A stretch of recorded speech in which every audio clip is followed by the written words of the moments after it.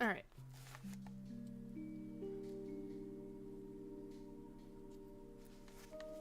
Give me just a second to rectify what's going on here. We gotta shrink down. You're so...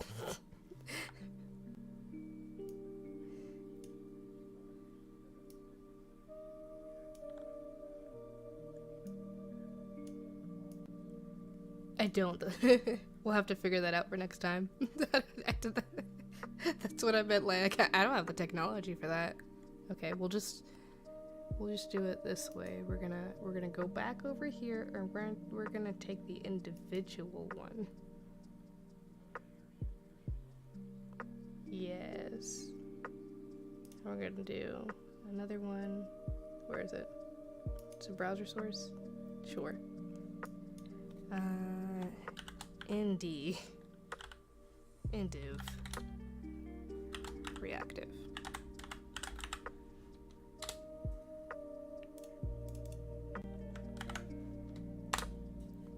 There I am.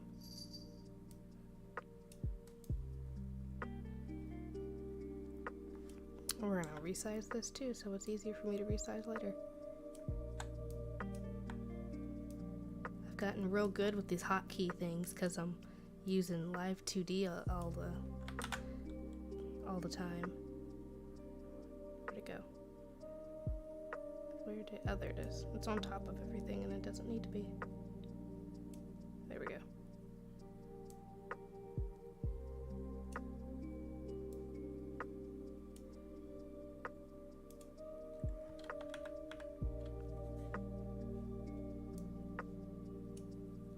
There we go.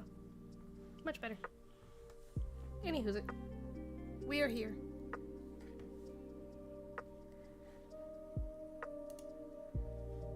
Final Fantasy. Digging it, digging it. Alright, so we are getting into the chaotic whatchamahoozit microwave nature that is Live2D.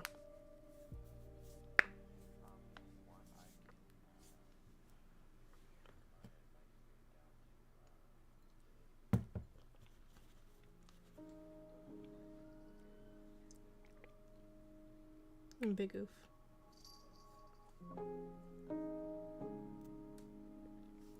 I think my music is still really loud. Hold on. Let me adjust that. I usually keep it to where you can still hear the music pretty good, but my microphone is just so obscenely loud that it doesn't matter. Oh, that's the wrong end of that. Gross.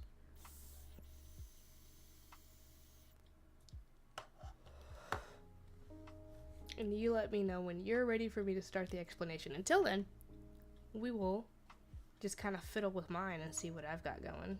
Already what I've finished. We'll actually go into... Do I have it set up to where I can pull up the physics menu real quick?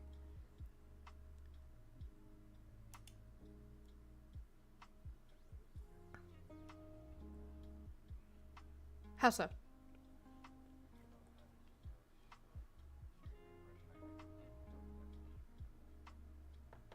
Oh yeah, no, I've got, there's another screen that I've got up here, that I'm supposed to have.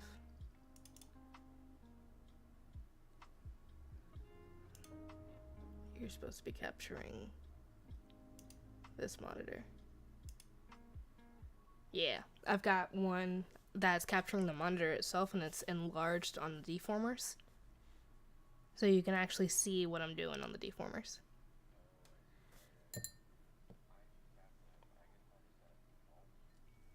Yeah, you kind of move it around as you start working, because as your fingers get to clicking on the other side of the keyboard, your hand doesn't really leave the keyboard, and neither does your hand on the mouse. So there are certain things that are going to be in your way as you're moving across your mouse pad that you're like, all right, this would be better if this were more narrow or wider or etc.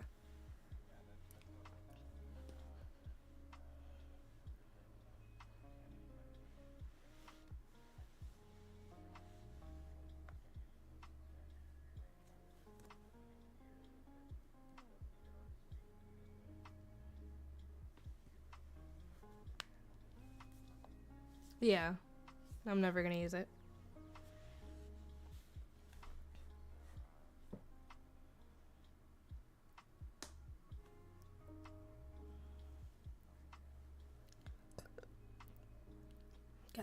Gotcha. Okay, so when it comes to, I'm imagining that yours looks something akin to this. You have your parts, you have your deformers, your tool details, your inspector, which your inspector, if you need to know what that does, it gives you all the names and stuff for your parts and your deformers.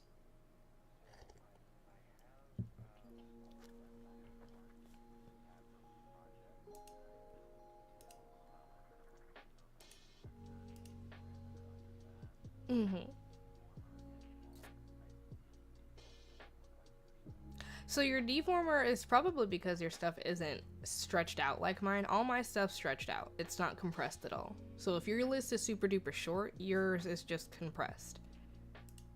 Same thing if I compress all my parts here because they're going to be in 2 folders. Now, it all depends on how meticulous your rigger got. Or actually, no, it's how meticulous your artist got when separating out your pieces. Now, if your rigger was the person to separate the pieces, then it would be on them. But aside the point, they could be very, very, very, very, very meticulous, like me, or they could be kind of lackadaisy and everything's kind of in there. We're gonna open up my body and the head real quick. Personally, what I started with when it came to rigging is understanding probably some of the bigger pieces. So for bigger pieces for me were the body, and my body is separated out into approximately 5 or 6 pieces. I've got both legs, both arms, torso, and neck, and then the booba. And then the head, of course, which I wouldn't count in the body because it's the head.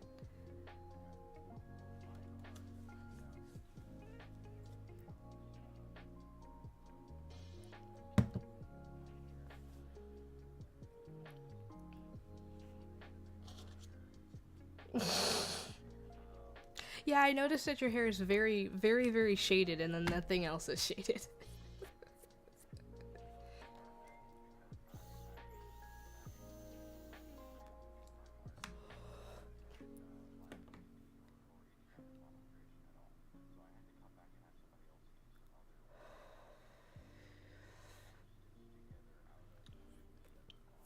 So you have Frankenstein's monster over there. Gotcha.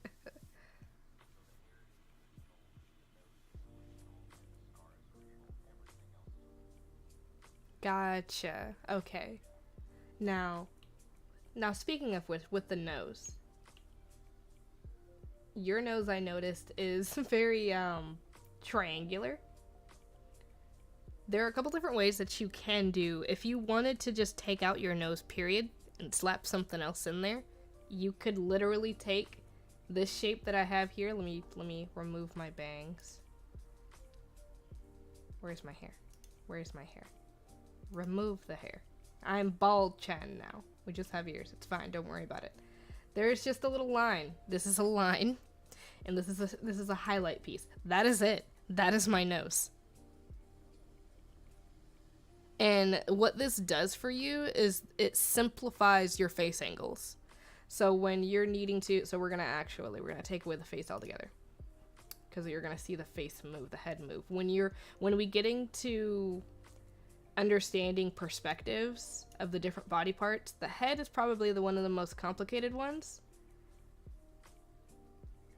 because as you're moving it side to side, your nose, the way I like to understand it is when you're looking at it dead on at 0. When everything is at 0, you've got your symmetry line here.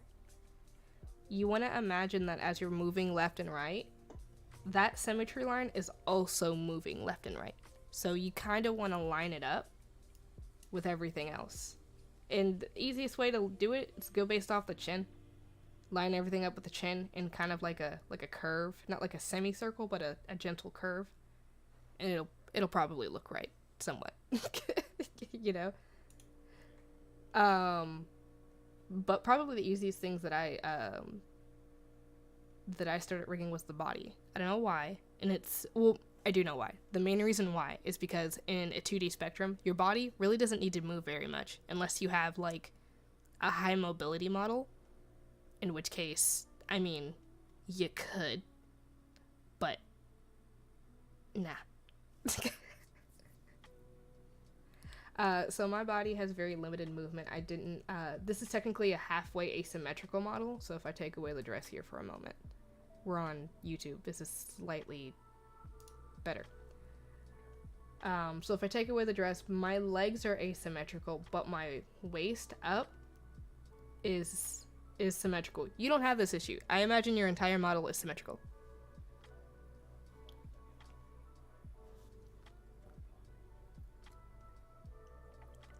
That's easy. That's changing one arm.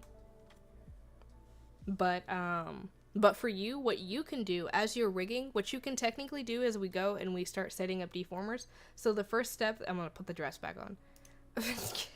So the first thing that you kind of want to do is when you're looking at all of your pieces, I'm going to flip over to this because it doesn't have all the deformers and crap in the way.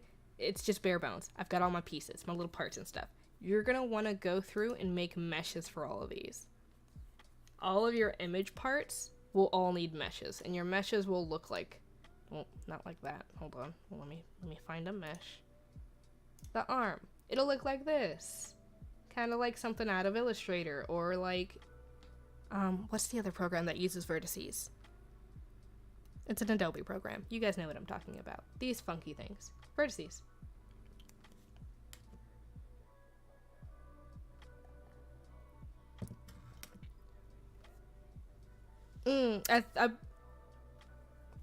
Yeah, it may be just literally Adobe Animator, and it's also used in Adobe Illustrator, but your images have vertices, and these vertices are used for the same thing they are in those programs, and they are used for artificial movement and movement keyforming. So that's what you're going for. So when you're setting up your deformer, you want to keep in mind how much the piece itself is going to move. So for a Live2D model, almost all of your body parts will just be a standard deformer. All of these are standard deformers. And the way that you set that up is we're going to go, we'll make sure that we have the part that we want to make the mesh for selected.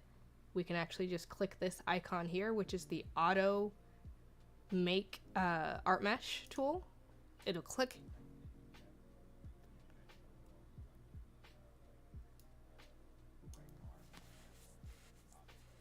Yeah. Yeah, standard's gonna be fine. You can go light if you know that it's actually just not gonna move. Like for like this is the back piece of this blanket. It's not gonna move. I went light. That's all I need.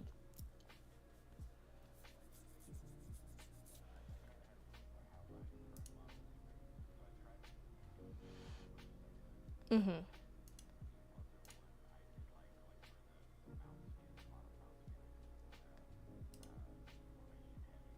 Yes. So all of the deformers that are going to be in your face, and even like your hair is mostly going to be heavy deformers. All of my hair is a bunch of heavy deformers, especially when it's something that's going to be very animated like this. You need heavy deformers. If I go down, oh god, my freaking folders. All of these are heavy deformers. Lots and lots and lots and lots of vertices. Some of these, as you get back to the back hair, I start using standard deformers, but if I know I'm gonna have to make it move a bunch, it's a heavy deformer. And that's primarily for your physics if you want to do anything exciting with that. But at any point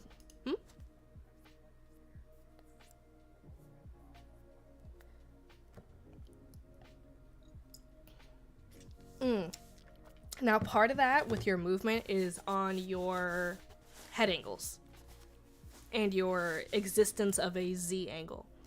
So when you're looking at, I don't know if they... That's fine. So the Z angle is the tilting from side to side. Your head doing this from side to side. Some models don't have that. Let me take away the face. Kind of.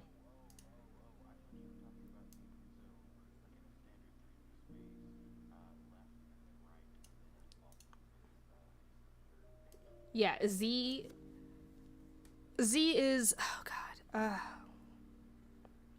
you have your X and Y, which are obviously longitude, latitude. Z is usually the other angle, depends on what program you're using.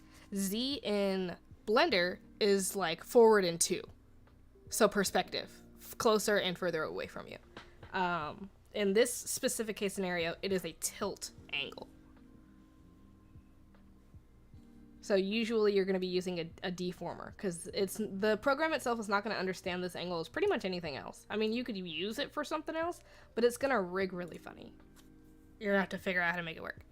But what I've noticed is that not a lot of VTubers' heads actually tilt back and forth. Most of them just have this combination of the X and Y, and they have this movement here. So when you see a VTuber that has the ability to tilt their head back and forth, this also means that their hair has to tilt back and forth. Why is my hair not? There it is. Get rid of the mouth. Get rid of the eyes. We don't need those. These two. Okay. And the nose. So whenever I'm going to add the physics to the hair, now imagine how much movement my hair would have with just this. Now add in the fact that my camera's going to be picking up also my head not only doing that, but also doing this. That's going to add it's going to add the extra sway, and the physics are going to do all the sway for you. So adding that Z angle could be all you need if you don't already have it, or slightly moving these parameters further out so that your range of motion is larger could also fix the problem.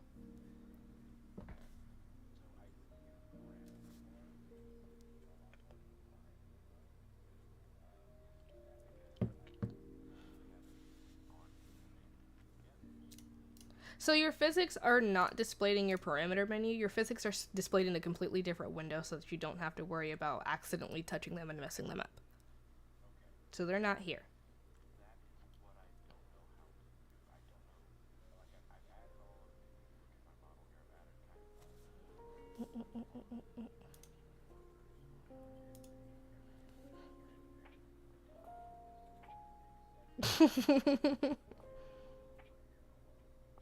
Oh, that's fine. I mean, actually, that's a lot of layers for hair.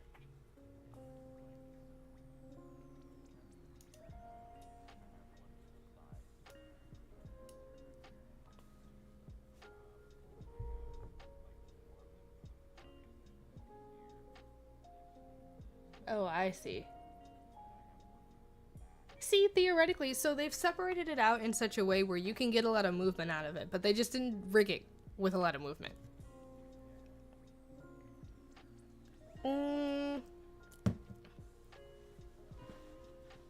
Your parameters, I would need like a zoom in shot of all of those parameters to see if they put in any jiggle parameters.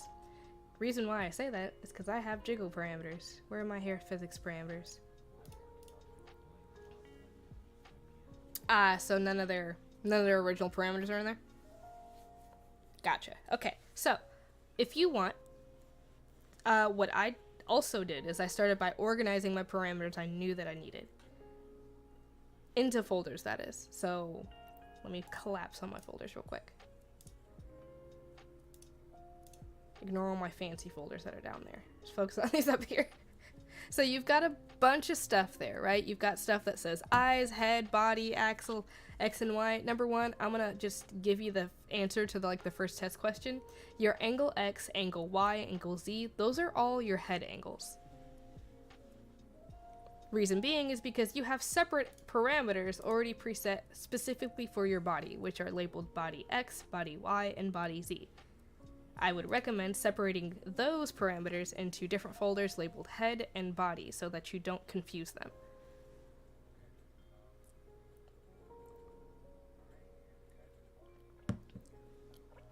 So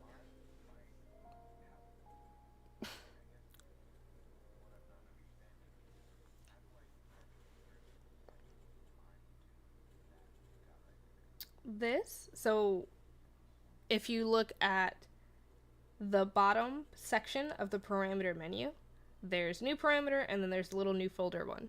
You want to add another folder.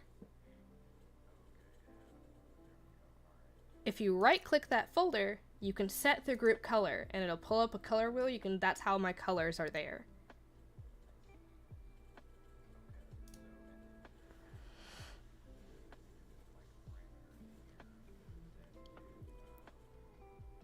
I just sorted. I just started dragging them into all those folders, kind of organizing them. It's the same concept as like a Photoshop organization system for your layers. Same thing.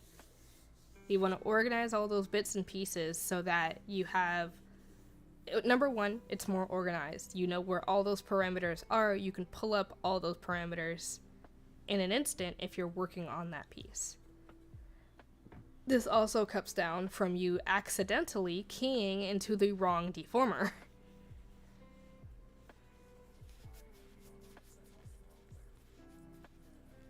Yes, it's the same concept here. You can and will key on the wrong deformer if you are not paying attention to a massive list of unorganized deformers.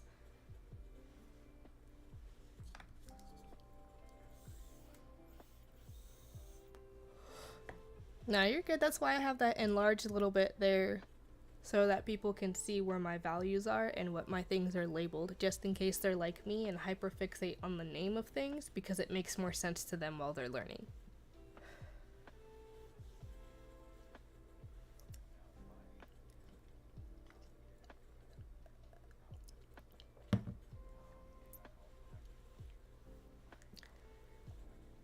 So have you already made a toggle folder? Yeah, go ahead and make a toggle folder. That's what you'll need to utilize those. Reason being is here, I'll go and I'll open up my toggle folder. So things like expressions and emotions are gonna go into this toggle folder. And you can make more toggle folders depending on if they're slightly different or if you just want to separate them out even more. So, for example, I have this as just a general default miscellaneous toggle folder. So right now I have the ears going down, ears flat toggle, and then I'll zoom out. I have one toggle that takes the bottom dress off, and one toggle that takes the whole dress off.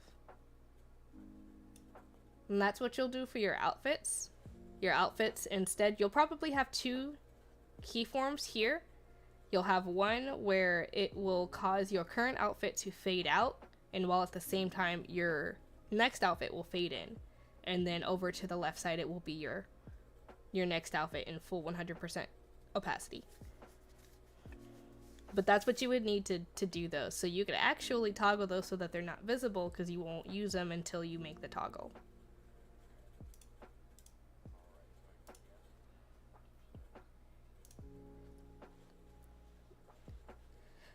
Yes, so any new parameters, let's see, what parameters did I start making? I really didn't do anything extra for the mouth because I'm not there yet, or the eyes. Those two bits I have not touched yet. But for the hair, I went ahead and rigged to the X, Y, and Z coordinates.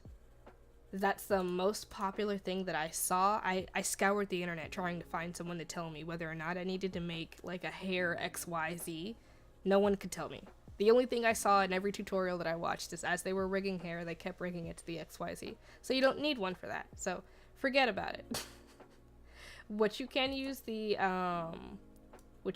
folder for, which I may use it for later, is making your physics parameters. Even though I already have a physics folder here.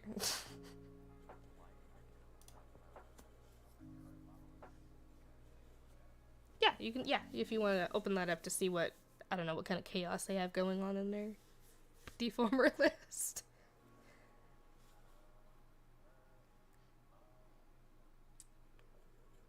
For the most part, when you're making a new VTuber model, most of it is already, like, all those deformers are something that you're gonna need. Those are all key binded and ID'd to the proper places where they need to be. So that's why I said that you could just sort them out, because you can still use all those parameters.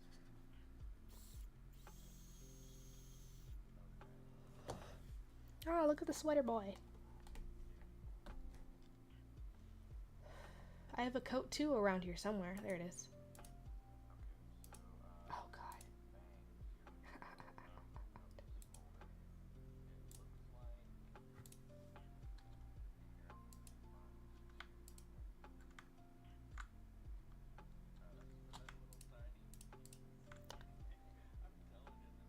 They have a little, what the heck kind of rigging? What?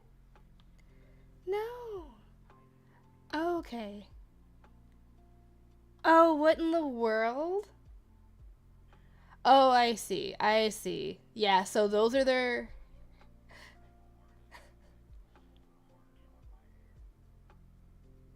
that is all of their deformers for their wiggling, for their hair physics. So, absolutely, as you can see, if you have just that many parts, you can see how many parameters you'll need to make them all move, and just how many, oh gosh, how many deformers will be just coded to those parameters at all. Oh my goodness. How many pieces to my hair I have? I only have like 20 pieces to my hair. Maybe, barely. If that. It's like, and I separated it out too.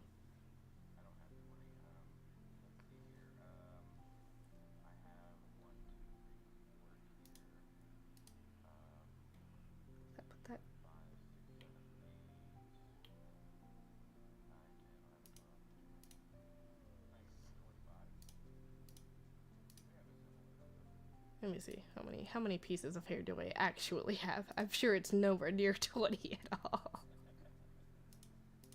It can't be.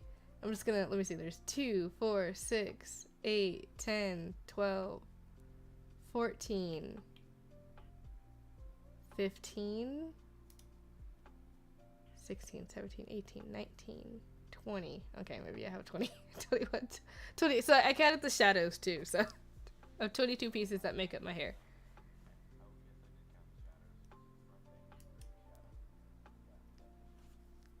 I have 22 pieces that make up. Okay, so I mean, 20 pieces for your hair is not, you know, terrible. It's apparently rather standard. But yeah, for example, where are my, I think the only thing that I have on this model right now that has actual physics fully is the bow and the booba. So we're gonna take off the coat. I just kind of wanted to show it off a little bit because, you know, it's a coat.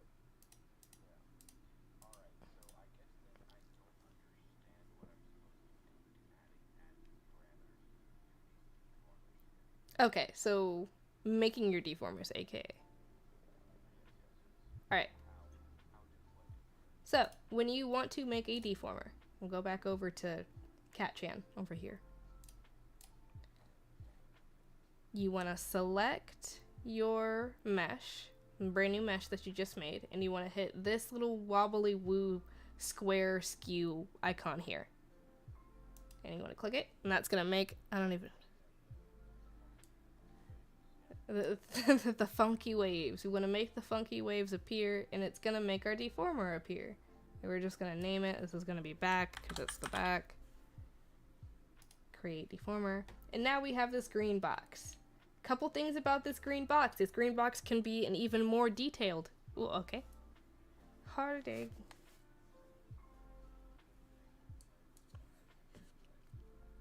Destination part. So you don't need that.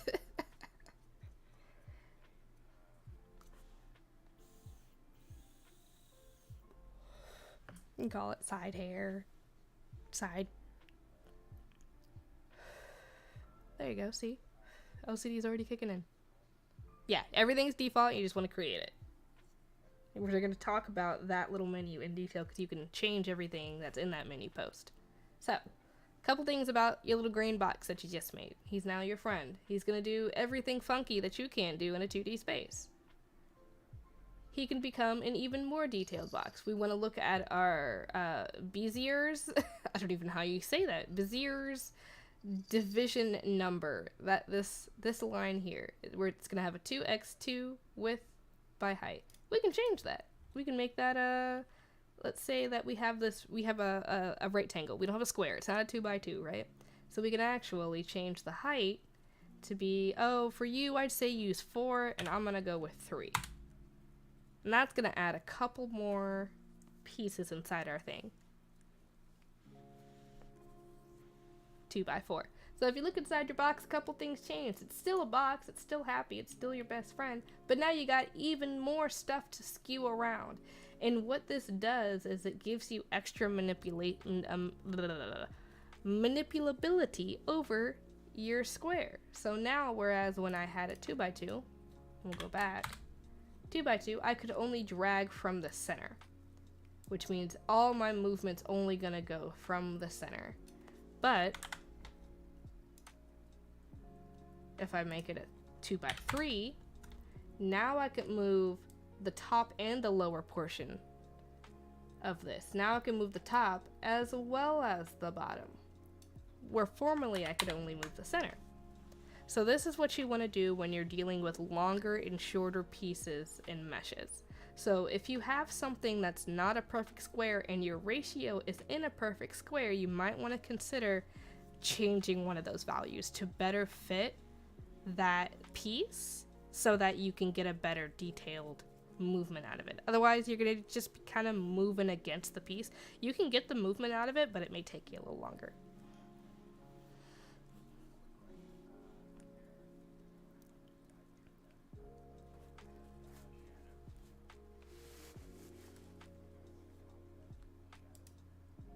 So, that is a very complicated thing. Live2D does not like it when you try to copy things from other things that don't resemble things. So, if you have...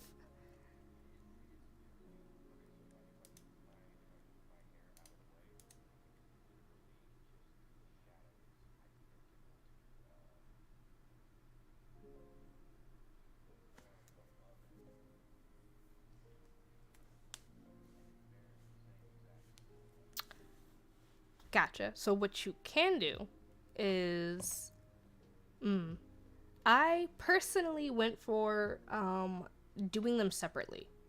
So I have a warp deformer for my shadow, and I have a warp deformer for my hair. This is because I was dumb and I didn't do it the proper way. What I should have done is I should have made a single warp deformer for all of the shadows that I have, and a single warp deformer for all of the hair that I have, so that I would save a little bit of time of movement. However, that still wouldn't negate the necessity of me needing to make a warp deformer for that individual piece. You may be able to save a bit of time if you make a warp deformer for all of your shadows, but again, you will lose manipulability because it's a bigger mesh. Or you can section it out, so you can take your lower two dangly bit pieces and make them one single warp deformer on both sides. So it will move both of them in tandem. And you can make all your shadows on top of your head a warp deformer separate from the lower two.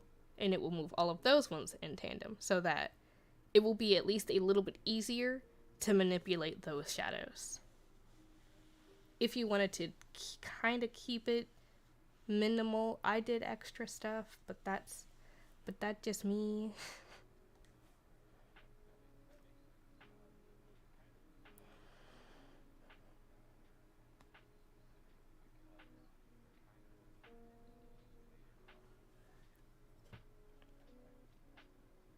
Mm-hmm.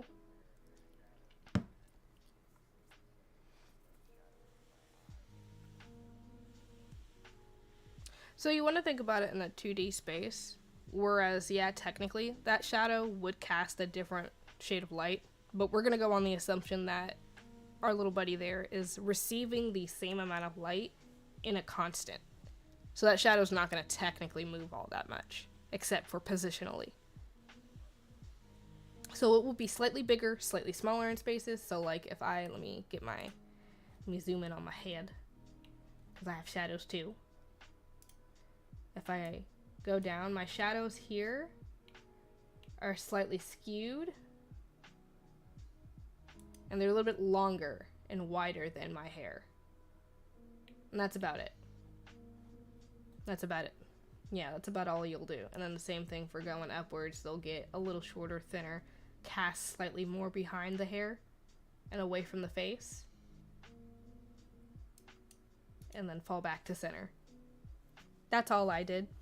Now, yeah, I did have to opt to have a warp deformer for all of those to get that amount of manipulation and separation to move those in that way. But absolutely, if you wanted to do that, you know, that's just how you would have to do it.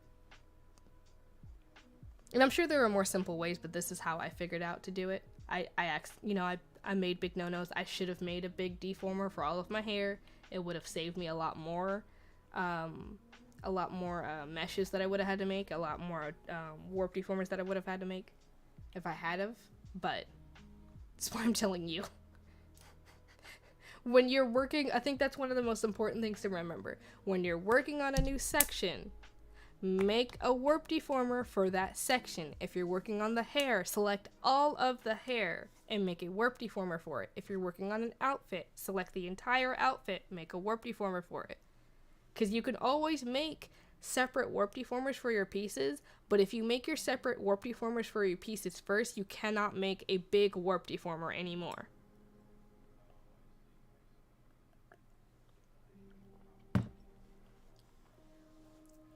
Make a big warp deformer, because even if you don't need it later, even if you don't use it, you can still move all of that hair a lot easier than I can. This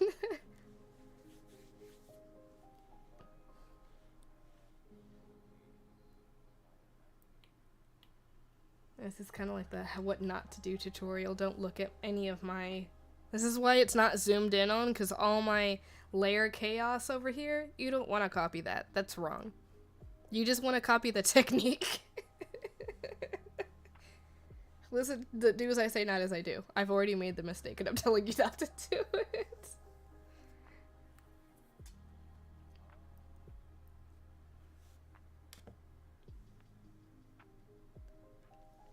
I think that's Deformers 101.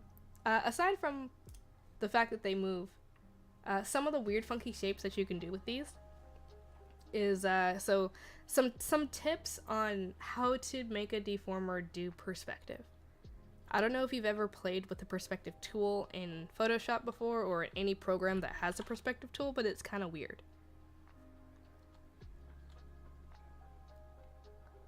Yeah, it's kind of like, how do I do this on a 2D plane? Essentially what you want to do is it's always going to be the tilt method, right?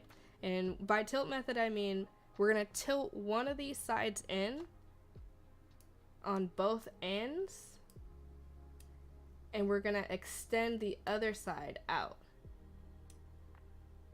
And we're going to straighten up our line. You see how that kind of now seems as though it's panning to the left?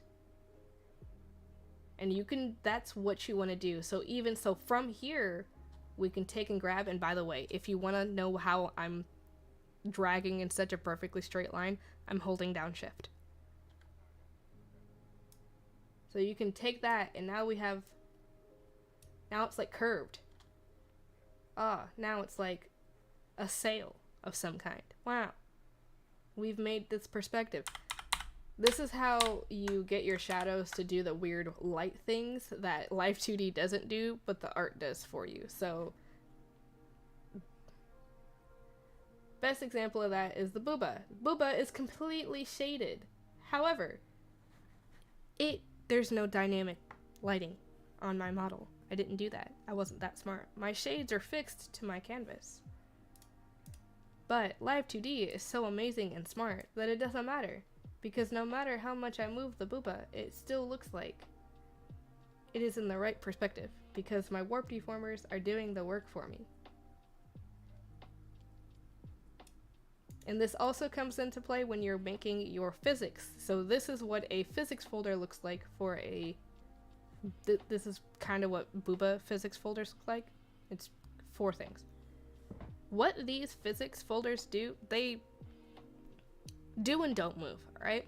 So usually when you're wanting your physics to do is you want to have a drastic left and right change. And sometimes, depending on what it is, if you want even more definition at lower velocities, oh, that's up and down. This is up and down. You have a not so drastic left and right change, as well as your up and down. And then for the bow, for example, the bow is probably the most hair-like. Welcome to the bow that's on my chest. Where is it? This is the bow. These are all the deformers that make up my bow. Yeah, my bow has more physics than my boobs. And that's when when you have multiple pieces. So this is a lot like what your physics folder will probably look like for your hair, because you have so many pieces. However, oh yeah, this is exactly what your folder is going to look like, because you're going to have a lot of pieces that are not symmetrical.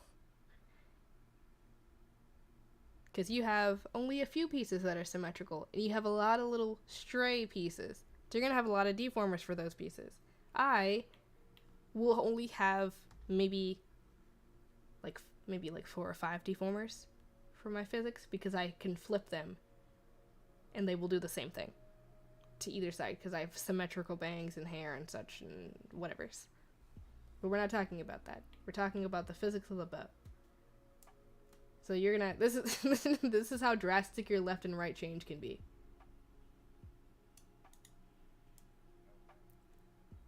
This is how drastic.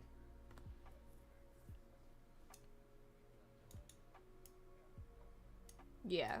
And all of this is what you're gonna use, so we'll go, let me see if I can make it happen.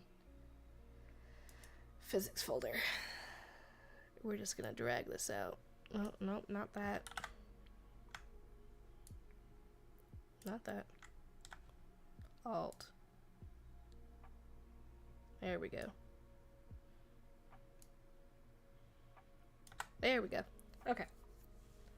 So we have our physics menu, for the most part. So when you're going to your physics menu, you will go to, and you can't even see it in mine. It's under Model, Modeling, and all the way down at Open Physics Screen Blending, blah, blah, blah, blah. That is your magical physics menu. That is what's going to make the hair do all the lovely things that you want it to do. It's where your fantasies lie. It's also where boob physics lie. Alright, so we're going to zoom in on this. So, all that in combination does this.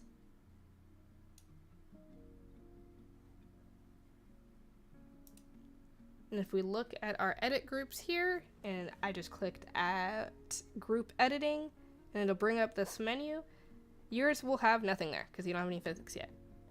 So once you set up those drastic left and right parameters, you can bring those into here. And we'll just, I don't know, look at one of these real quick. Let's look at the bow, since we're talking about it. This first input settings screen is where your, how do I describe this? This is what your movement is feeding off of. So if your bow is following your body movement, then you want to use your body movement as your input settings, because that's what we want to determine our movement. And for output settings, we want to put all of that drastic nonsense that we created on the other screen into here. So we dump all those parameters into here, and it's going to respond obviously after that, before you get to the output settings. I mean, it doesn't really matter in what order you put them in. They still need to be there. But you also need to make a pendulum at some point.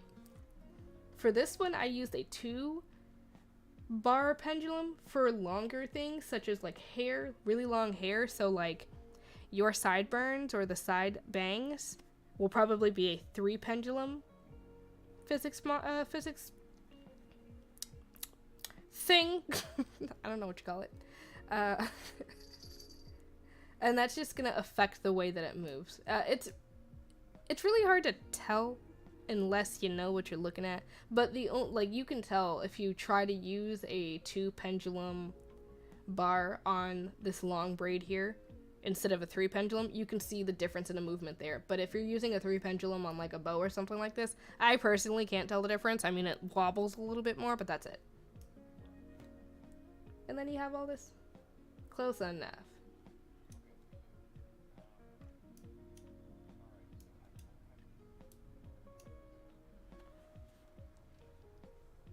So there's this lovely button called the add button. What that's going to do is going to bring up a smaller screen button where you can name the group. So you name it whatever you want. If it's a side bang, name it side bang.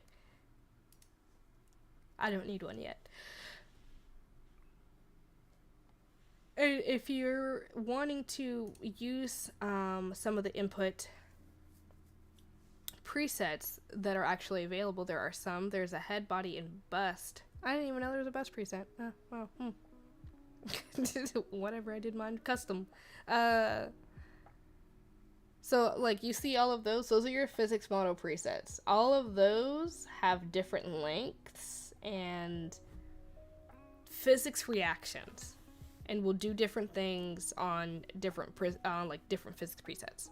So if you were to do all of your crazy parameters and stuff for your hair, and just kind of see which one does what, they'll all do something slightly different.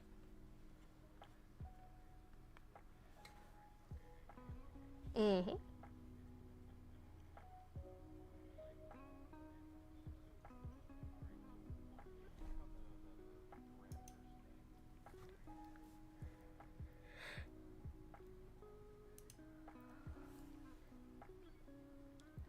Yes. So the way that you add your add your deformer to the parameter is, let me go select one. Let me find where the heck this one's keyed. Alright, so you see how these ones are white and these ones are green when I have this selected? Oh. Hold on, I gotcha. I forgot to fix it. Boop.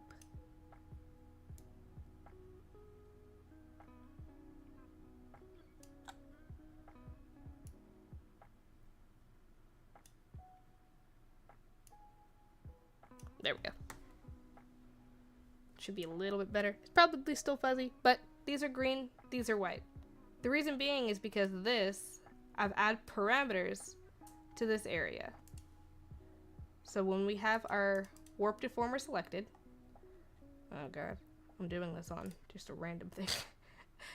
This is what just a regular brand new keyformer looks like. This highlighted gray piece here. Brand new keyformer doesn't have anything that you can move. You can slide this back and forth, but nothing happens. What you want to do is you'll click this. When you're adding keyformers, you'll add either 2 or 3. Usually when you're doing body movements or any kind of movement, you want 3, because you want a default zone, which will be 0 in the center. So we're going to add 3 parameters.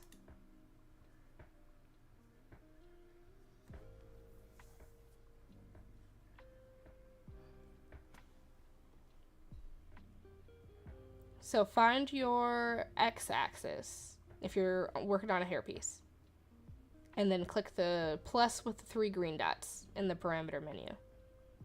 It's going to be towards the...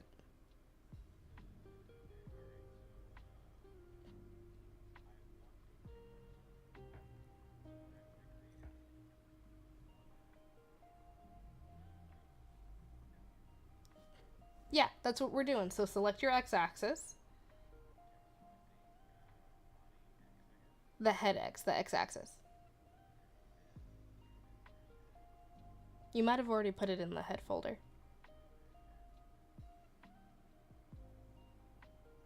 It should just be labeled x-axis, or angle X, sorry. So you'll select that. Up here in the top, there are a couple buttons. You'll want to click the one that has the 3 green dots and the plus sign. That'll add the keyformers to that parameter. Whenever you're adding keyformers to parameters, that's the button that you'll use, or sometimes you'll use the one next to it to the left that only has 2. That's what you'll use if you're making toggles, because you only need like an on and off switch. So the way to understand this is left and right. So negatives going to the left is going to be right. So anything that you want to go to the right, you'll want to drag this way. So when you're moving it, when you move it back to home, it's going to go to the right. Now, if you're doing something that you want to have a symmetrical movement, here's a tip. People didn't teach me this. I kind of figured it out. You can literally just go and reflect it. So make sure that your keyform is on the keyform that you want to reflect fully. Otherwise, it's going to tell you that that keyform is not a valid keyform, because if it's here, it's not going to do it. It needs to be all the way over. You'll go to the top left-hand corner of your parameter menu, select the 3 lines. Or top right-hand, God. And you'll go down to reflect motion.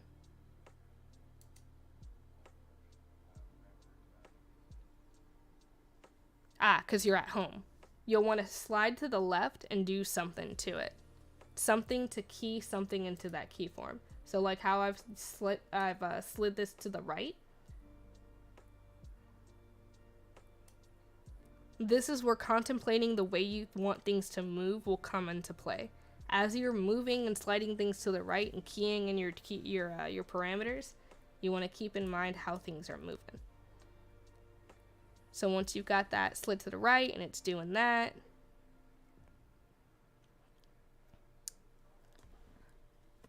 so you'll want to undo anything that you just did, because I can see that your bangs are not at home.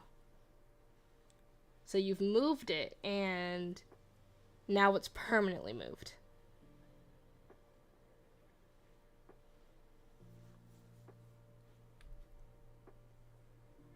Oh, I see. Your shadows are just in a weird place. Are your shadows supposed to be in that position?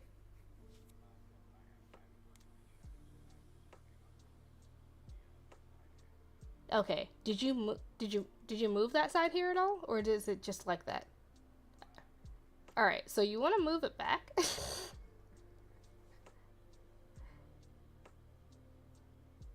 So the unfortunate thing about it is that you're gonna have to move it back best way you can, or undo. There you go. Alright, so keep that deformer, leave it just like that, go back and add your keyforms to your angle X.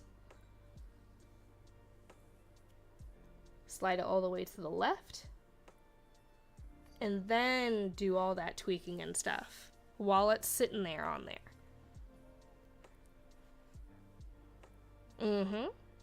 You got it. It's almost exactly like Adobe Animation and Adobe Illustrator.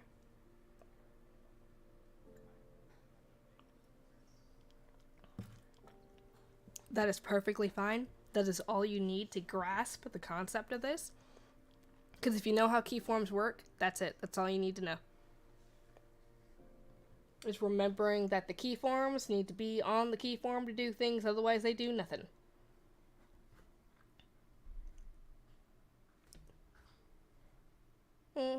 And always, whenever you're tweaking, you always want to constantly slide. I like to slide back and forth and see how it's moving. Because sometimes you don't need to move as much, because that movement that you're looking for may be done by physics.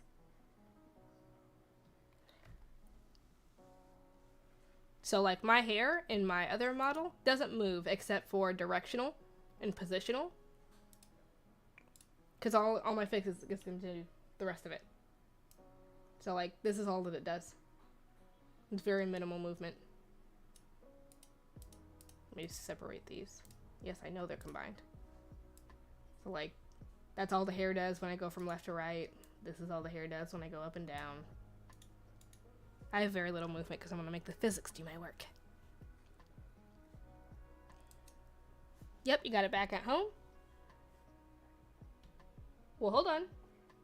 You want to make sure your keyformer is on the one you want to reflect. So the one you want to reflect is the one to the left.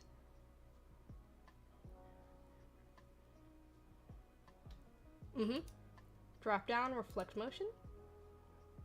Horizontally, because if you flip it vertically, it's going to flip it upside down. And then you'll see, now it goes to the other side. Yay! Hack tools. It's a hack tool, which means it's not perfect, which means that sometimes when you flip it, it's not going to be right. So always double check it when you flip it. Oh yeah, like when it comes to hair and flipping back and forth, and you already know you're going to add some physics in there, that's fine. But like, for example, when I needed to duplicate the bow, I had to take this entire side, which for one, like I said, if you have things that are symmetrical, I didn't do the other side. I only did one side. I duplicated it, flipped it to the other side. That's all I needed to do. But in that, I've got a lot of finely moving parts. I had to sit there and make sure everything was properly flipped and relocated. Because what will happen is you'll flip it, even though you'll flip it and relocate it, the deformers won't communicate properly in the program, and positionally they'll still be a little bit wrong. So when you're checking your positions, especially when you're creating another offset of X and Y parameters, one good practice is to always synthesize corners. And when you're synthesizing corners, I'm going to just make a scenario where we'll need to synthesize the corners real quick. So let me just do some fancy magic real quick.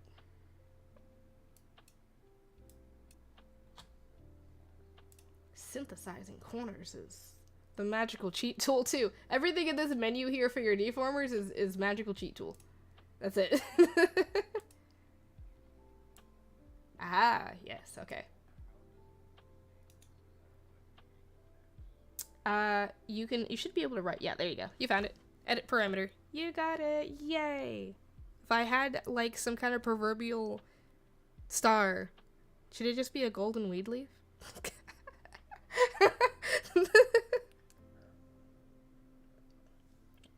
Okay, so now we have our X and Y. But oh no, we don't have corners. It doesn't do anything. When we try to go into this corner, it just looks like it's going all the way to the left. What do we do, Maku? That's fine. Leave it linked like this. Go to your drop-down menu. Find your synthesize corners option. It will pull up in a menu that looks like this. This. Uh-oh. Uh-oh. Uh-oh. Uh-oh. Uh-oh. How dare you?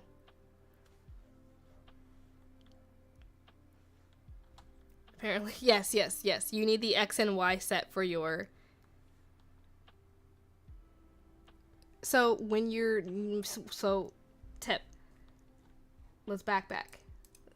Because, hot tip for when you're rigging X and Y for hair, because X and Y for hair is kind of complicated, and it's also very simple at the same time. What I did is I did the skew method. So all of my pieces are moved upwards to stay aligned with my head X angle. So first of all, I did my head X angle first. And then I did my hair. And then once I'm doing my hair, I'm using the skew angle, and you can see my box here. My box is pinched in at the top and fat at the bottom to fan out my hairs away from my face. So we're, like, if you look at them, they kind of go away from my face a little bit.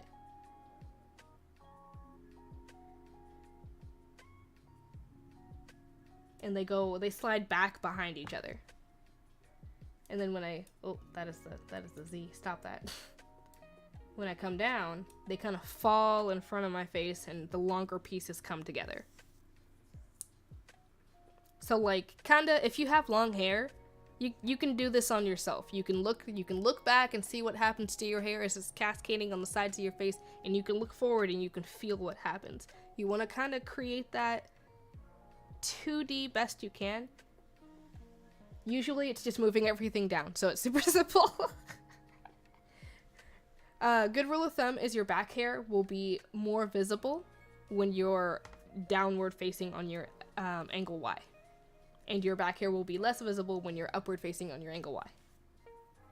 So it shouldn't be the same as it is like while it's on X.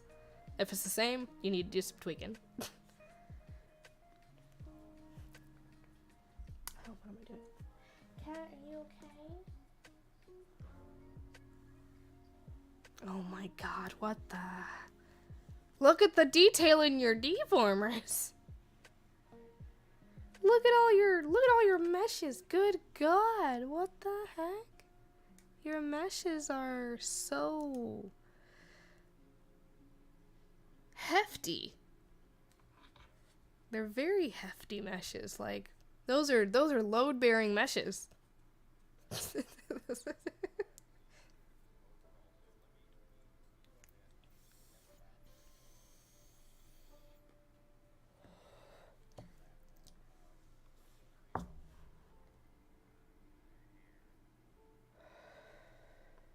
I wish I made a deformer for all of the hair. Yes, I would highly recommend making a deformer for all of your hair pieces. Yes, my hair and shadows are separate.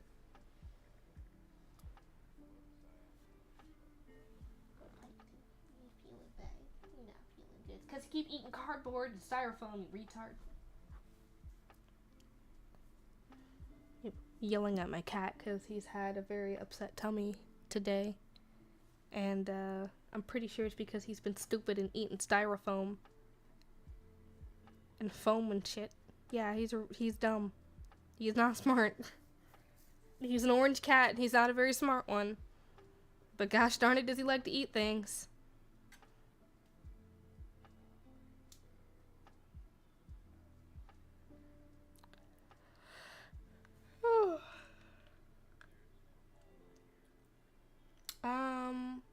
Whatever the default was, you can leave it as it was. Because that's it, all that means is that's where it's gonna stick the deformer.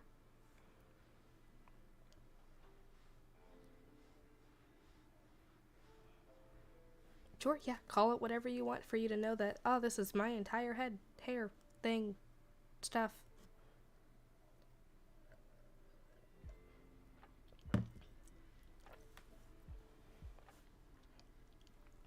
Hey, dare.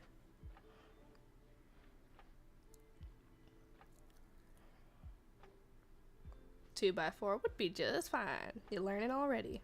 And you want to double check, make sure you can drag that around, that it's got all those pieces, because I have 100% tried to skew a deformer that's not deforming anything. There you go. Oh, that's freaky looking. You're like a banana. Ugh.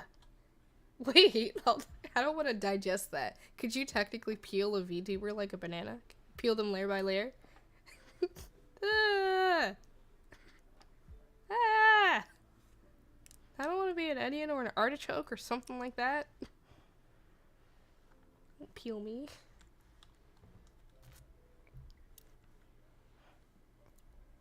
Yep, already doing better than me, because I don't have any of that. All my shit's separate. Because I'm stupid. The only thing that happens when everything is separated like that is it's just, you have to select everything individually to move it. That's it. If you have one big deformer that moves everything, it makes it a lot easier to do the skew method to get easy deformation. Otherwise, you just gotta do more extra work. That's it. So I had to do extra work.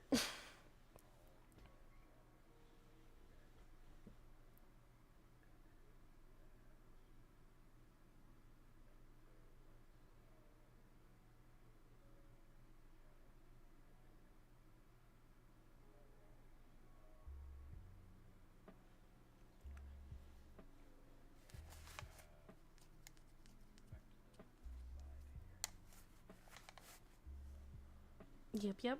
I'll flick on the fan real quick.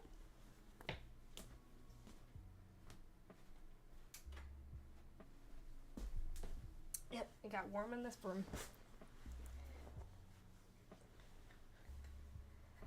Nope. It just got warm.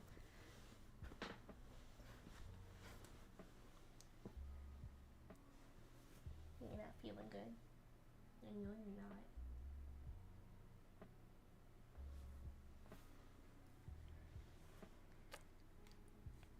Alright.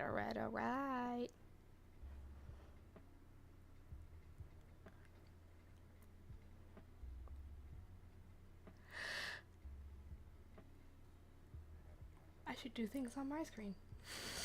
What if I was like, I should do things too. I was watching you make it. You're off to the races. I'm like, I could do things too. What am I doing? I need to do my face. No. I can't feel my face when I'm with you. Oh god, I can't. I could sing it for you, but I can't. When it comes to knowing songs and like knowing the hook to songs, yeah, I could probably just about spit up almost anything. But as for knowing the names of those songs, not a clue.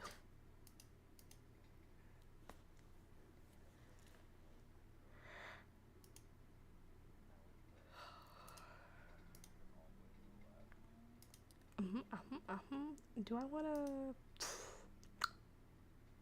Oh,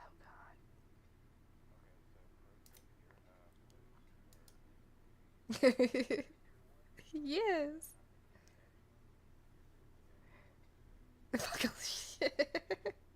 No, I do. I grab the edge ones too when I need like the tips and the ends to be deformed. I use all of it.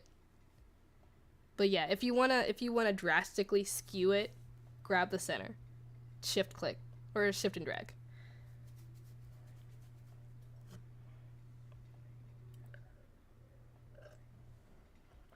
Which is good. Which means that I don't know if that was just intentional or just coincidental. Either way, it's great for you.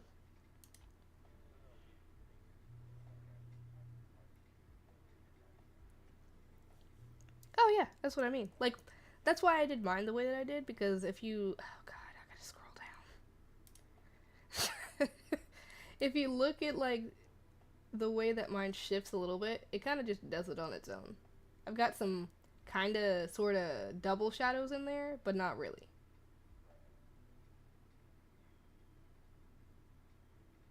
I like my hair. Ah. But my eye is not?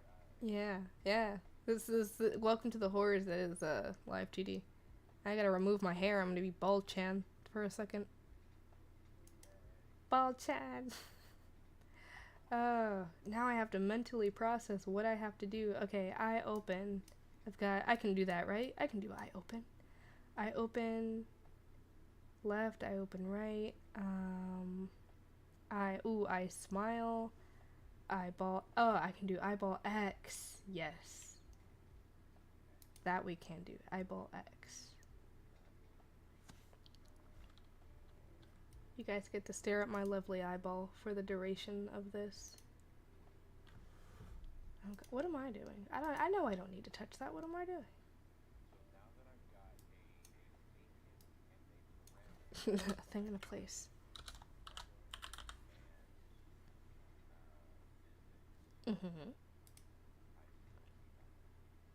Ah, yes, because you have to add. You have to add.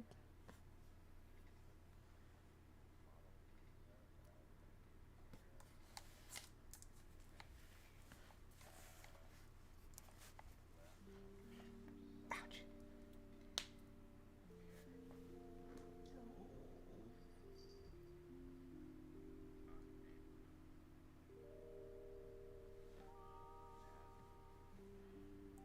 Oh, God. What method do I want to use for this eyeball?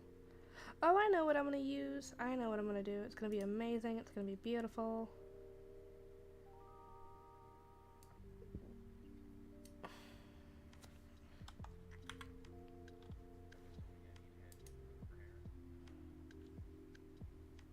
Yes. Your head would be your input, yes.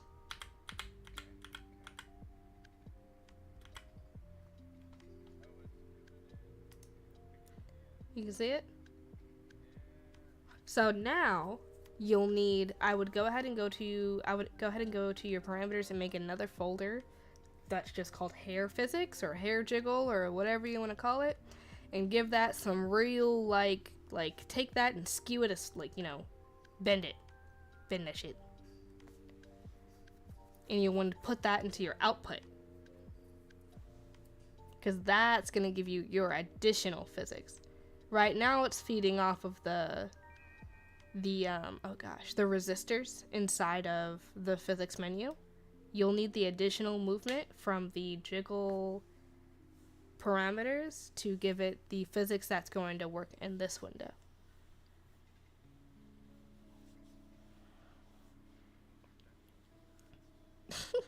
So go out of your physics window, because you don't have the part 2 of the physics. You have part 1, but you need part 2. So go to your parameter window and make another folder and call it hair physics.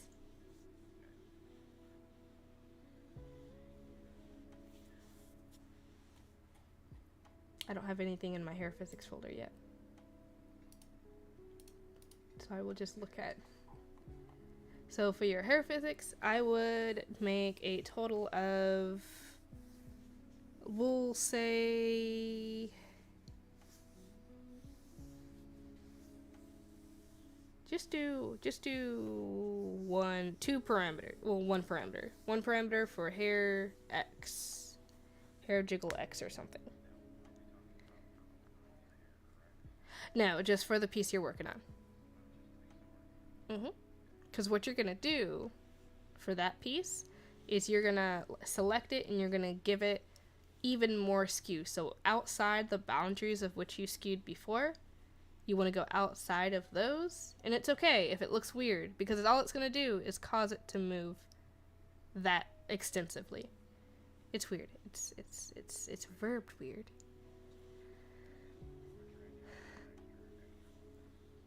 Yes. This is our sway movement. So if you want to call it hair sway or hair jiggle or hair wobble, hair, I don't know. Hair wacky inflatable arm flailing tube man. Yes, you will need 3 keyforms.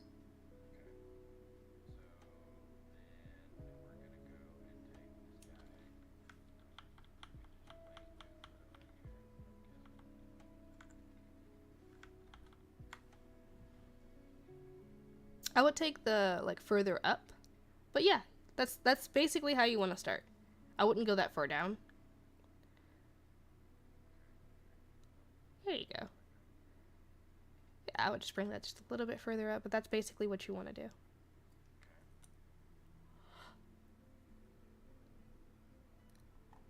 I gotta figure out why this isn't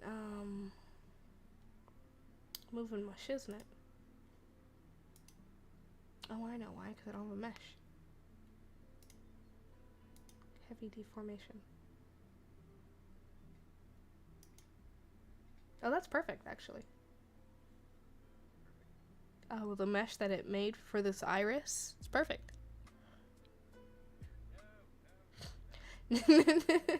No! It's okay. We're in colors.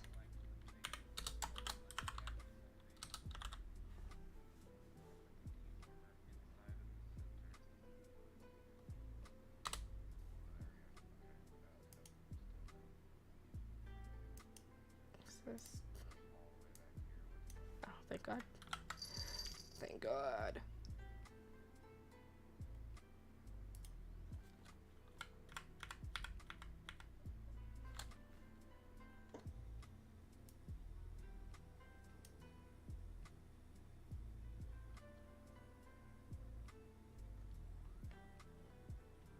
Oh, God dang it. I did what exactly. See, do as I say, not as I do, guys. There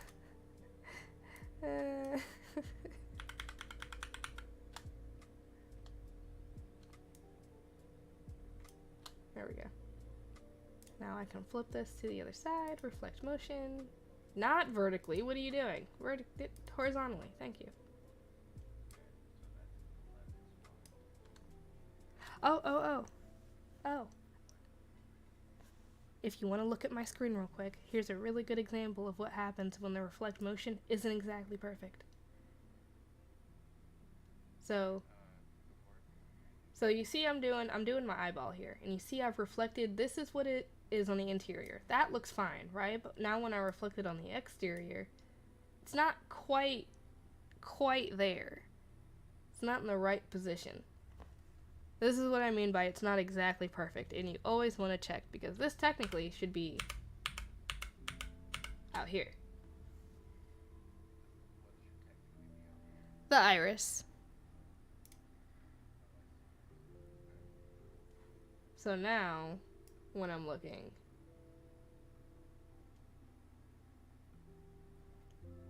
I've got full range of movement.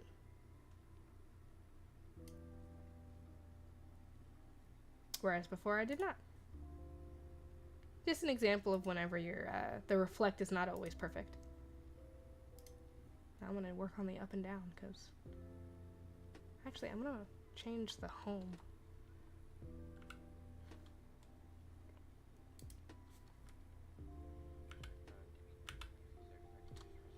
Sure thing.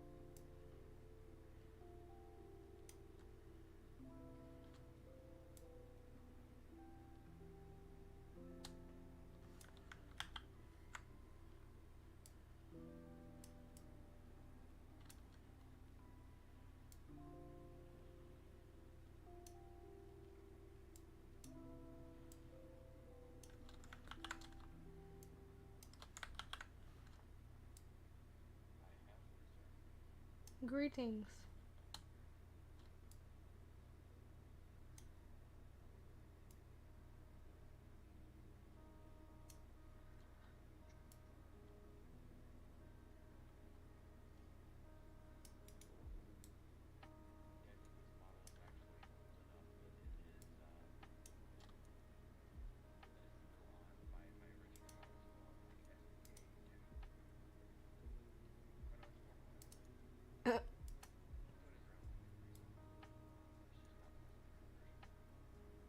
Heck yeah.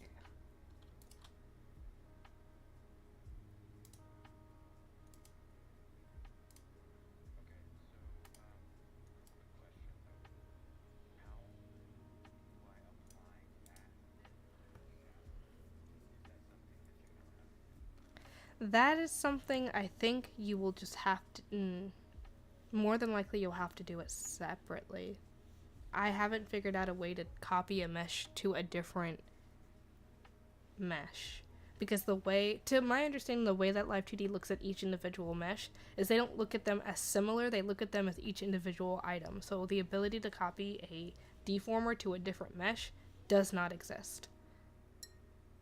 No matter how similar. Because at the end of the day, the mesh itself underneath is not identical.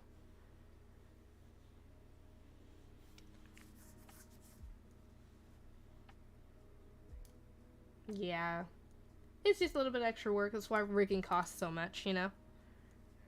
There's not that... There are some shortcuts, but there aren't that many. I got my eye down, though. Heck yeah. Looks all round and stuff. Looks cool. I like it.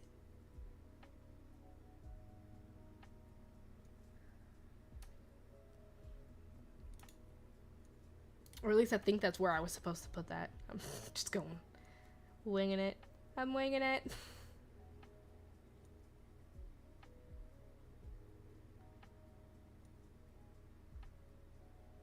How the heck would you do an eyebrow X and Y? I mean, I know the Y, but like... I guess the... let me think. I guess the X would have...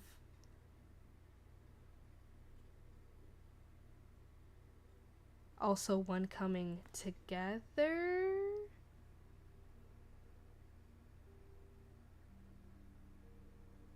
Well, okay. I think I understand how I need to do the brows. I don't think they move outward. They only move inward, so it'll be fine.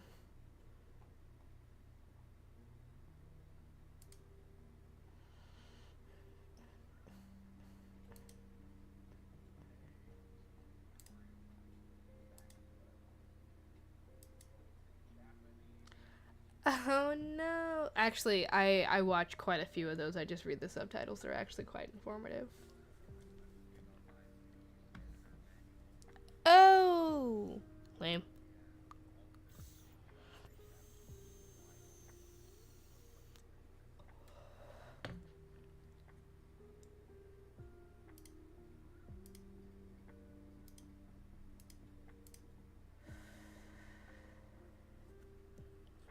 A lot of this is thinking speculatively, like I've never rigged before. So all of this is me just thinking based on the body part. Like, I'm sitting here trying to figure out, like, how am I going to do the eyebrows? Instead of looking up an eyebrow tutorial, I'm like, well, I know eyebrows don't move outward.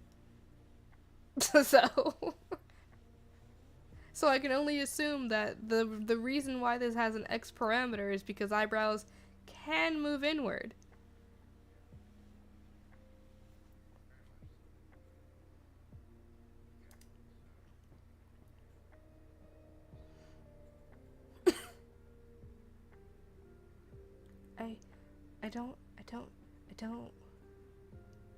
I don't see the need.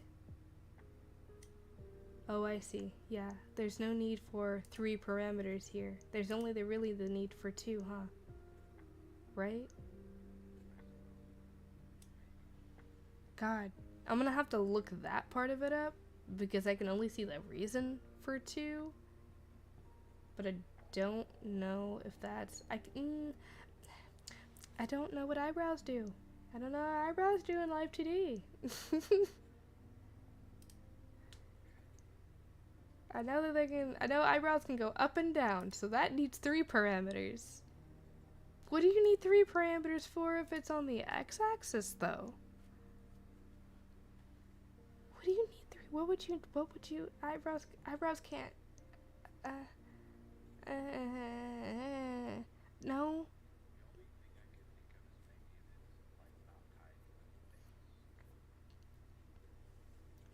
No, it's definitely is. It's the eyebrows. The eyebrows, I gotta look it up. I'm pretty sure they just go up and down. Okay, so the reason why I'm questioning this is that some of the parameters here, you don't necessarily need. So like, the eyebrow X. I'm sitting here trying to figure out what you would use an eyebrow X for, and I can only assume it's just the movement of it going inward. But then begs the question, do I need 2 keyformers or 3?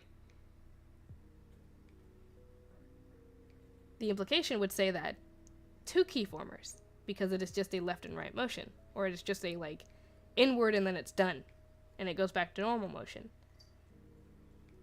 But logically, that makes sense. This is the confirmation on if that's gonna work in Live2D. So yeah, I've got, because as I go down the list, you've got brow angle. That I assume is for sadness. And then there's eyebrow form, which I assume is for like anger or, you know. I think there are different things that different riggers use these parameters for. So that's why I say, like, not all parameters you need.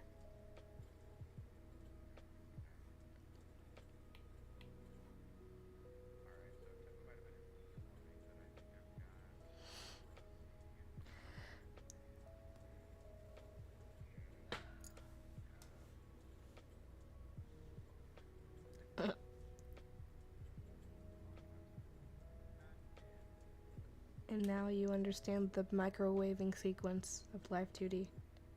This is it. This is just hours of this. Adjusting, realizing you're on the wrong keyformer, backspacing, redoing it. That's why it's a microwave. Yes, and it does get quite frustrating. I had to step away earlier today because I don't remember what I was rigging, but I had rigged something completely wrong. And I was under the realization that I had to redo it. And I was like, F this nonsense. I'm gonna take a break. I'm gonna go to bed. I'm gonna get up and start fresh in the morning. And unfortunately, the realization was that I did just have to redo some of it. But I did not have to redo all of it. I ended up being able just to delete some stuff and duplicate some more stuff and spend more time aligning than I would have re-warping. And then it was fine.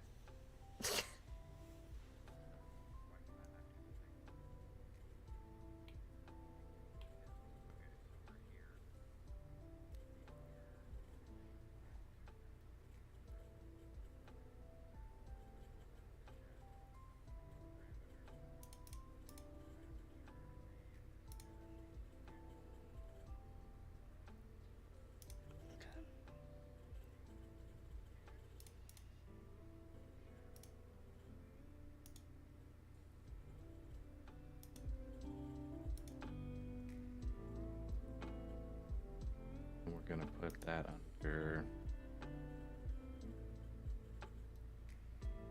the gonna put that under hair. Alright, we're gonna do the X and Y. I'm just gonna 1, 2, 3, 4, 5. I don't 6, 7, 8. I don't know how high they need to be. How high do eyebrows go? I don't know. Mine don't go too far up my forehead. It's 1, 2, 3, 4, 5. Do your eyes? How close to? Yeah, they get kind of close. They get pretty close. Okay, that's fine. I was like, how close do your eyebrows get when you furrow to your eyeball? Like, how close do they? They get pretty close.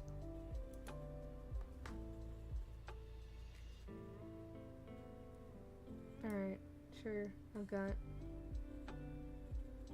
dub movement. Actually, I don't even need to do that. I don't have any deformers working on. I don't know what I'm doing.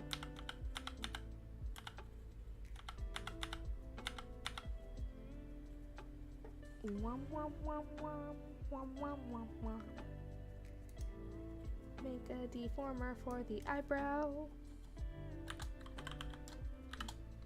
There we go. You Okay. getting it? I'm pretty sure. Very good indeed. Good sir, very good indeed. Very good. Okay. The eyeball's gotta be the easiest thing I've done on this entire face.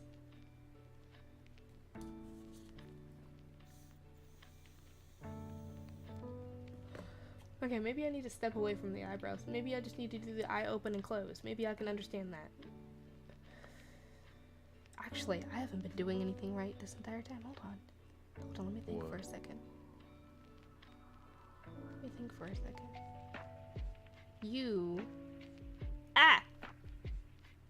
I forgot one step. It's not vital, but it helps. We didn't add your vertices to your hair, but it doesn't matter. You've already done it. You can technically already duplicate that to the other side, so it's not useless. I've done it too. Vertices? Vertices. Come to think of it, do I have those on my mesh down here while I'm doing extra work? Probably not, because I'm stupid. Actually, no. It's not necessarily true. You don't always need it. I do not know what vertices Okay. you're talking about. Sorry, I had to confirm whether or not I had them on a piece and whether or not like it was detrimental or was it just a useful tool. It is indeed just a useful tool. It's a good practice to always use them, but it's not detrimental if you forget to use them, like me. Okay. What I am talking about is if you look inside my hair meshes and we go to my deformers and my side accent bangs, my hair and my meshes have this green and blue line assortment in the middle of them. This makes movement on this level more convenient. Now, Okay. the reason why I forgot about this is because I did not use this for anything that I did in my X and Y axes. I did not use this for any of my warping or anything. But, Okay. I mean, you can. The only thing that you have to do to use this is that you do have to set a keyformer to the mesh itself in order to make it work. Otherwise, it's white. It's not going to do anything for you. So I'll move this and it'll stay moved permanently. Now it's going to look like dog butt. Right. So, Oh, okay. So that just kind of, yeah, I see what you mean. It makes it a little bit easier. It just kind of keeps physics relative to that and kind of maybe intuits it is the word I'm trying to think of. yes. Yeah.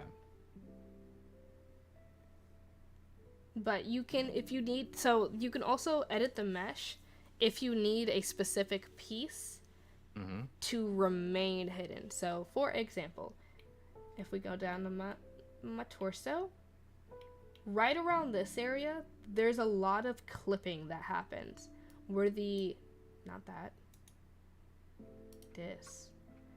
where the dress would pull away from the body. You can kind of see it here, but I'm not going to go back and fix it because I doubt you'll be able to notice it. But it was a little bit worse where you can actually use the mesh to drag this up and away on its own keyformer. So like you can see here that my dress has its own keyformer. That's because I was dragging this stuff up and out of the way. Yeah. So that it would cover more skin. And it stayed keyformed. So now my stuff, whenever you do that and you keyform the mesh too, it follows the warp keyformer's positioning on that keyform. So that's the good thing about setting a keyform, is that no matter what, whatever position that piece is in that keyform, the program is going to force it into that position. Oh, I see. Okay. Now, the tweaking process comes in is when you're checking your angles, you want to make sure that in all of your angles, all of your stuff, you see like how this will come up? Mm-hmm. This is where you would go into the mesh. You can use this tool. This is the paintbrush select tool. And the way that you use this is you can use B to make the brush bigger or smaller. Hold down B and drag, click and left click and then drag. Is it left click? Right click and then drag.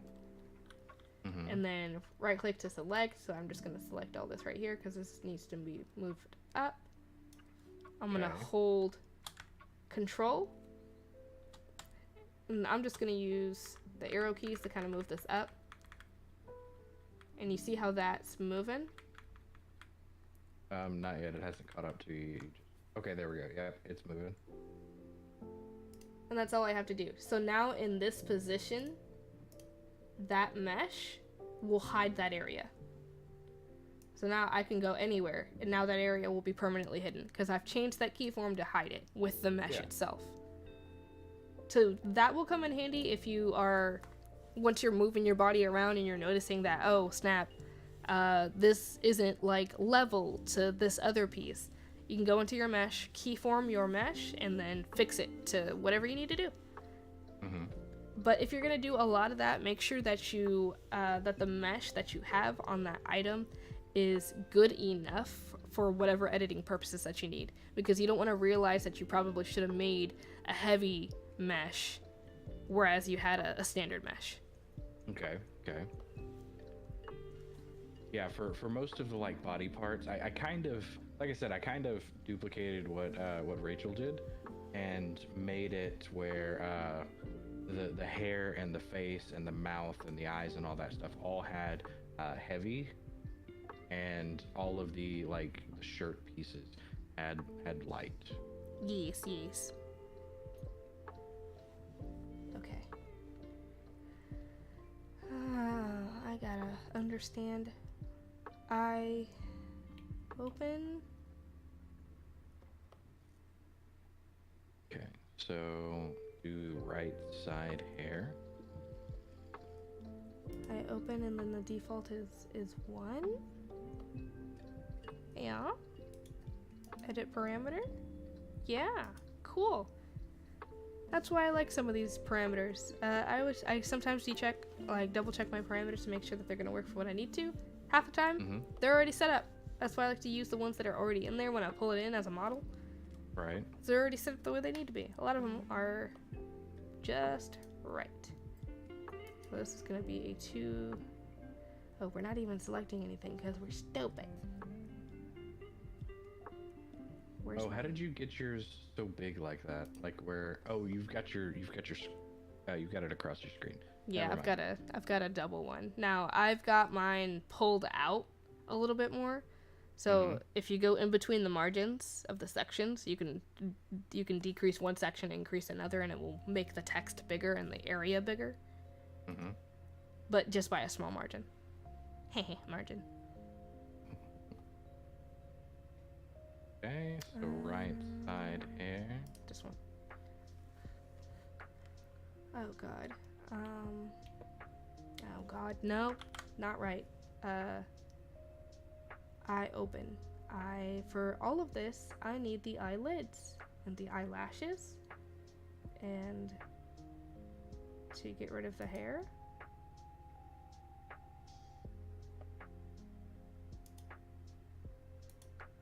Bald chin.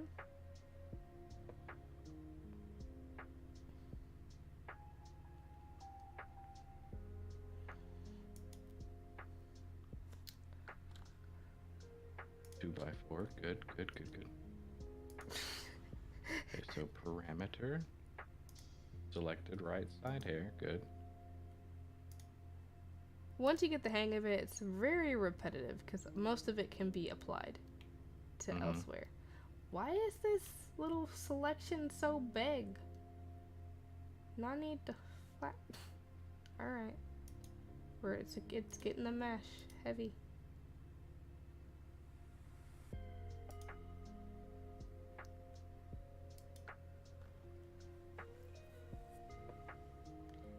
Okay, and then I want to go to this one. Oh, this top one first. I'm gonna add the vertices. Probably just going down the center would be fine. Did the thing again. Grabbed the center and started moving the whole box. Like the whole hair and everything. Yes. Cool. I think that's gonna be good enough. Yeah. And then we're gonna need some here too. So like that.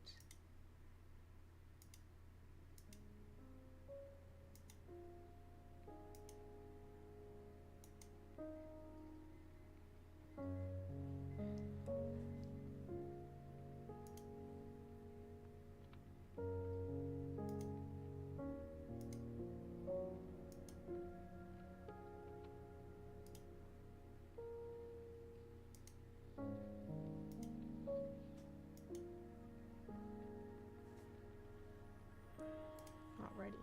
I am ready to move stuff. Why do I have Soul Sister stuck in my deck?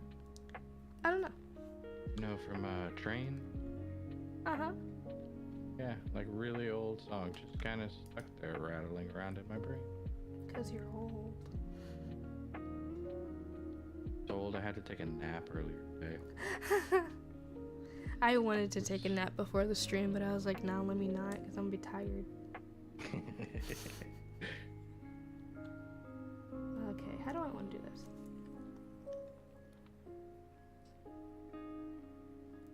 Okay, there we go. Now we want to reflect motion horizontally.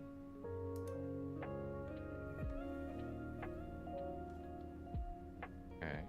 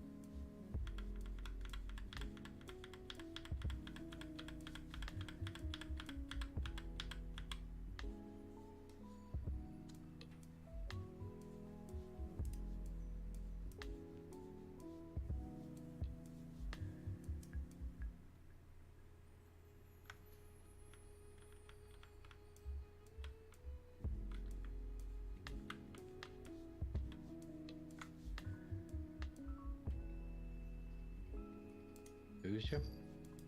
Oh, you just got really super quiet. I do that on stream all the time too.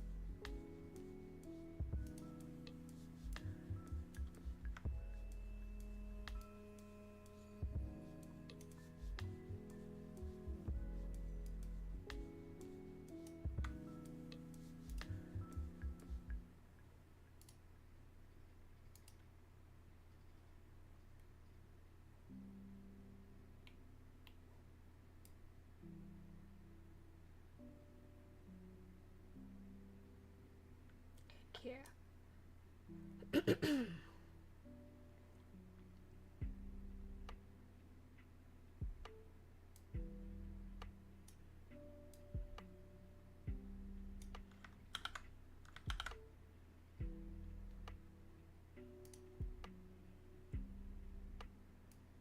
is there a difference to having plus 30 to minus 30 versus 1 and negative 1?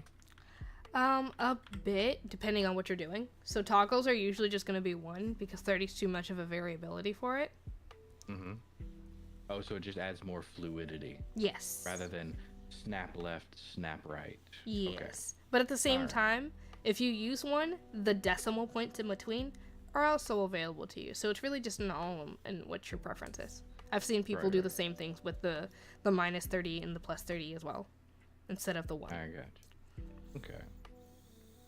Makes sense.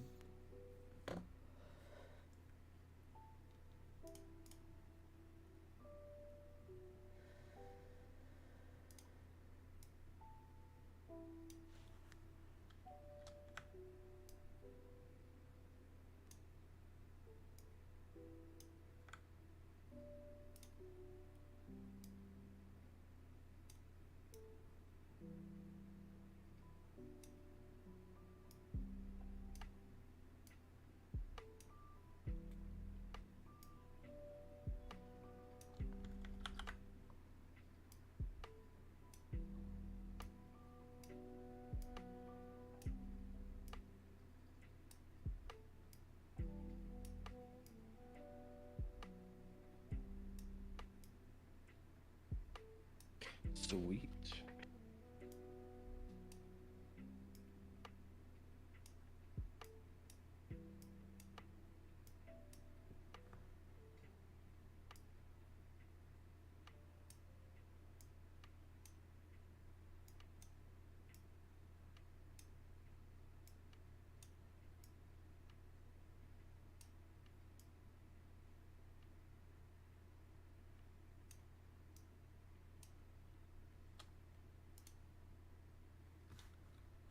Oh, that did the opposite of what I needed it to do. Uh-oh.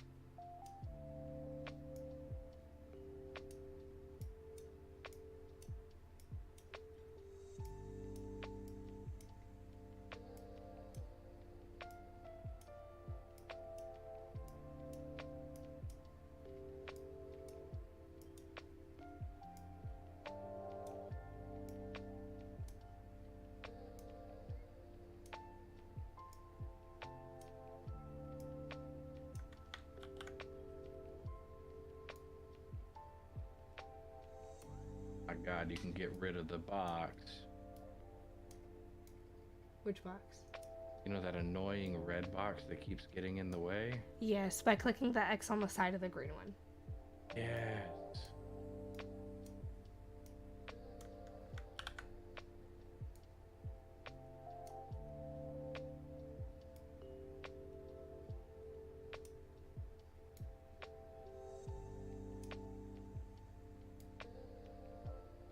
Okay, so how then do you get that one where you have the box in all 4 directions? Or all 8 directions? All 8 directions? Or is it 9? Do you just have to keep adding keyforms until you've got 9? Like for the head. Yes, you mean for the head, to yeah. rotate. Yeah. You just have to add Okay. you just have to add keyforms. So usually what'll happen is you'll do your left and right head, and then you'll do your up and down, and you'll synthesize your corners, and that will make your corners for you for all of your angles. I see. Okay. I'm not quite there yet. I'm still just kind of working on these 2 pieces of hair. I've got an eyeball. Eyeballs, yay! That's all I've got. I gotta do the lower lash now.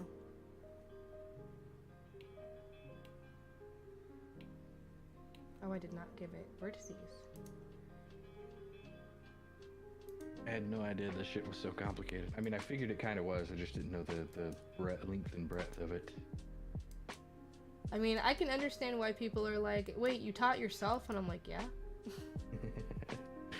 So, one of the cool things about my rigger is she gave me a quote of about a week for this kind of stuff, and I'm like, do you exist outside of doing this? Nope. Some people, man, I envy those people that can do this like full time. And just stay at home and be like, yeah, I'll have it done in like, give me like 2 weeks. What?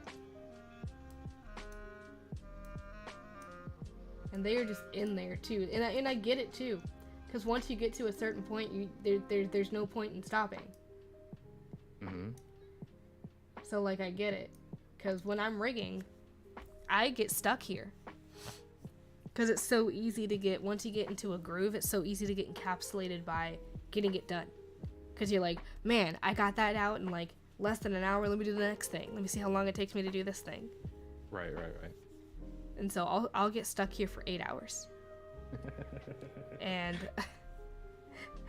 Zafir got mad at me because I told her that I didn't eat. Damn. I'll get stuck here. Like, I could do this full time. This is entertaining to me. Right. Frustrating sometimes, but very entertaining to me.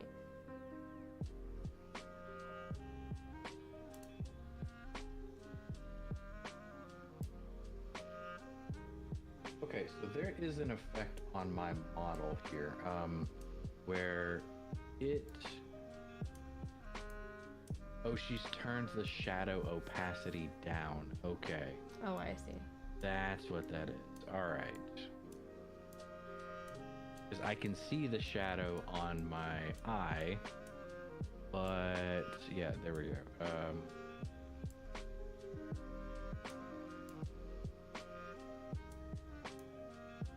Not as pronounced.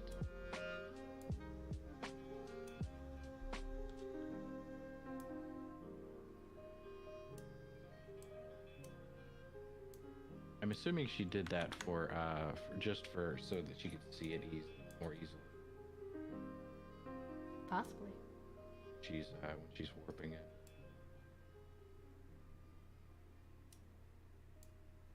Okay, so one thing that's really irritating me, is there a way to actually scroll up and down inside this window? Which one? Any window, like the model part. Oh, do you have a scroll wheel?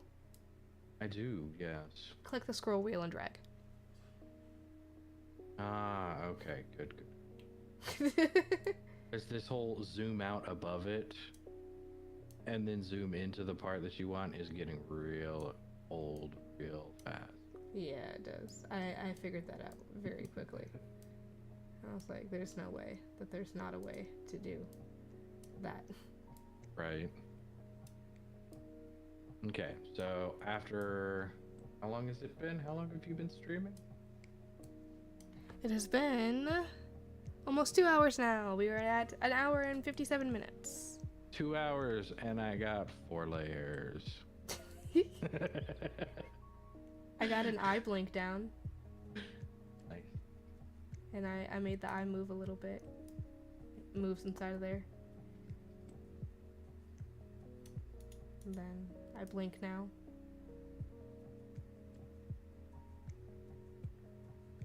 I like that blink. I like how I did that. I like that.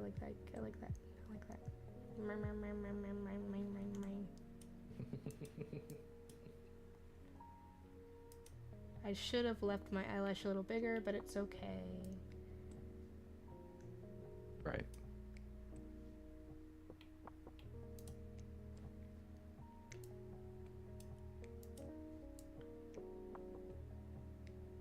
I wonder if I can just make my eyes just a touch bigger. And it wouldn't throw off the whole symmetry and stuff of my head. Oh, it definitely would. Now, would they still do the things they needed to? Probably. I think you can scale them. Pretty sure. You would have to recenter them.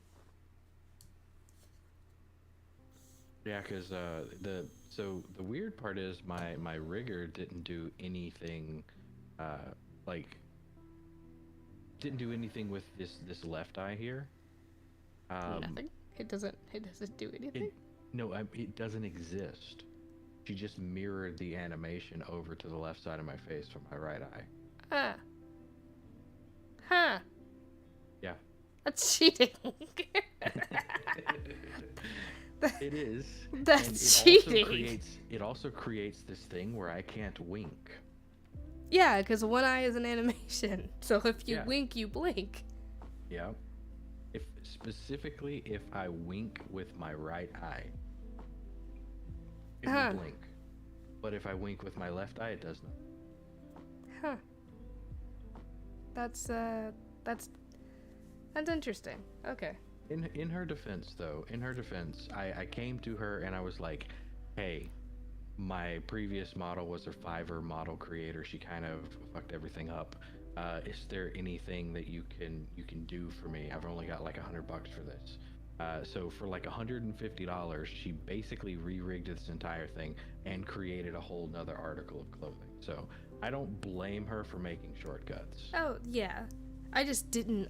I mean, hey, I commend her because I wouldn't have thought to do like an astral projection like that, basically. Yeah, basically. Because so like the layers, you've only got one eye, like one set of layers for your eye. It's just one eye. Yeah. That's hilarious. So you can make yourself, luckily, alright, so you can make yourself another eye. Fun fact, that astral eye is going to come in handy. You can use the positioning of that astral eye to duplicate and mirror another set of parameters for another eye. Oh, interesting. Which is what I'm going to do. So you see how I don't have my other eye visible at all? Yeah, I'm not going to waste time on that nonsense of rigging that. It's just going to act as a placeholder for me to duplicate this. Flip it, copy and paste it to the other side, and done. It's done. I'm not doing anything else to it. Well, essentially, that's what I understood that she was doing. Yes, but somehow I don't see how she didn't. She may not have. I don't know what she did. She might have. Yeah. She might have. Because you said animation. I'm like, I didn't know you could bring an animation into there, and it would act as a second eye. I don't know if it was an actual animation or not, but like the movement of my right eye is copied over to a left eye that didn't exist previously. Like if let me go to my PSD real quick. I'll kind of show you what it looks like. This is the original unedited version of it. If Photoshop wants to cooperate. It's Marco bedtime. See? Oh, what the hell? Oh, I see what she did. Zoom. Oh, well, that's just a rigging issue. She just didn't rig you the ability to like wink one eye at a time. Oh, really?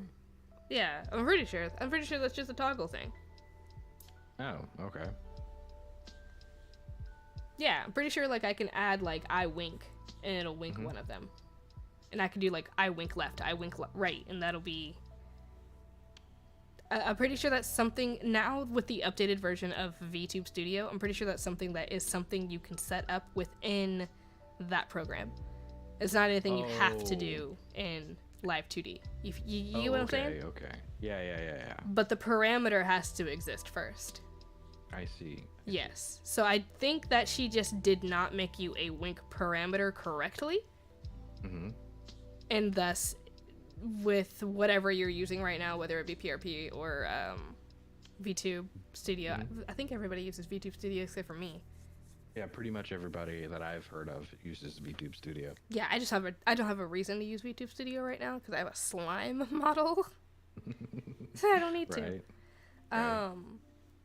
But PRPR ended though. No, they still exist. PRPR Life. Well, no, I know they still exist on the Steam store because I've seen them. I just didn't know that they were still like updating things. Oh no, I don't know. It exists as its current form. Right. But I know that there are some really cool presets that you can set up in VTube Studio right now that will negate the necessity to make them active toggles inside of Live2D. So all now riggers have to do excuse me, basically is make the parameter, and you can make the toggle inside of Live2D or inside of VTube Studio now. And even within VTube Studio now exists the possibility to combine your different toggles.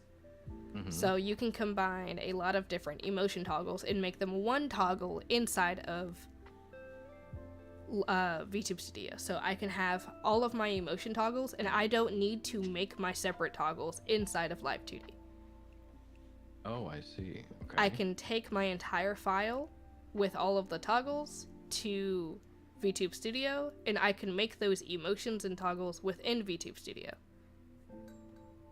Oh yeah, I've seen that before, where you just kind of, I don't know exactly where it's at anymore, but I was looking, and there's a whole bunch of stuff that you can just do to it. Yeah. Like so, if you go to the model thing, you can customize model, exclude stuff. You can customize the scene lighting, all kinds of interesting things. Yeah, somewhere in VTube Studio is the ability to combine and make new emotion toggles without needing to do so in Live2D. Whereas previously you needed to make the toggles like I do, like you see here. So you would need to have like a separate folder for your emotions, and your emotions would be in combination with all the pieces that also make up your individual toggles. Now you can just make the individual toggles and make your emotions in VTube Studio. I see. Okay. Yeah, because all of mine are, exp.json. Mm-hmm. Yeah. I'm going to try it out with this one. I'm going to try it out. I'm going to just make a whole bunch of toggles that do things. I'm going to make the eyes change, that make the ears do things, all that stuff. I'm going to make the toggles for it, and I'm going to bring it into VTube Studio. I'm going to pay for it, and I'm going to see just how many emotions and just how manipulative I can get without breaking it. Okay. And we're going to see if it negates the necessity to make the emotion toggles inside Live2D. Because it very well might. In concept, it might. From what I've seen, sometimes you don't even, you can just make the smile, and then you can make the smile eyes, and it does the same thing that an emotion toggle would inside of Live2D. Mm-hmm. So, sure. I don't see why not. Yeah. But, you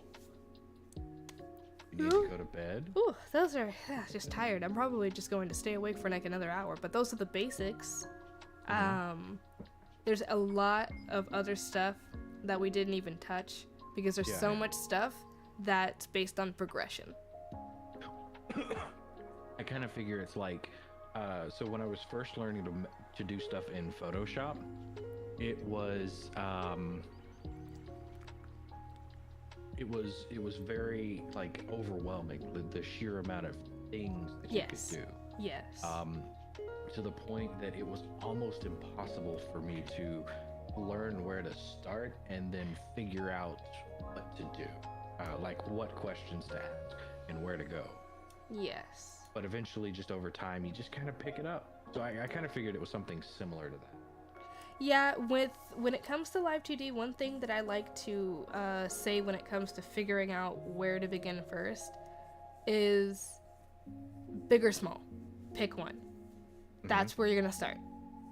If you start big, you start with the body, all those big pieces first. Start small, start with face first. Work outward. It's basically either working back to front or front to back. Okay. There are two different kinds of people, two different kinds of riggers. I worked from back to front. I did the body first, I did the neck, the hair, and now doing the face. A lot of people do the face first, and they work through the hair, down to the neck, out to the body. Mm-hmm. It's just on how your brain works. Right. Left brain, right brain type stuff. I tend to have to focus on small, intricate tasks first. So you're probably do the face first kind of person. Probably, yeah. The face is fun. The face was just a really daunting task in the beginning for me, so I avoided it at first until I had a better grasp on the mechanics of the program itself.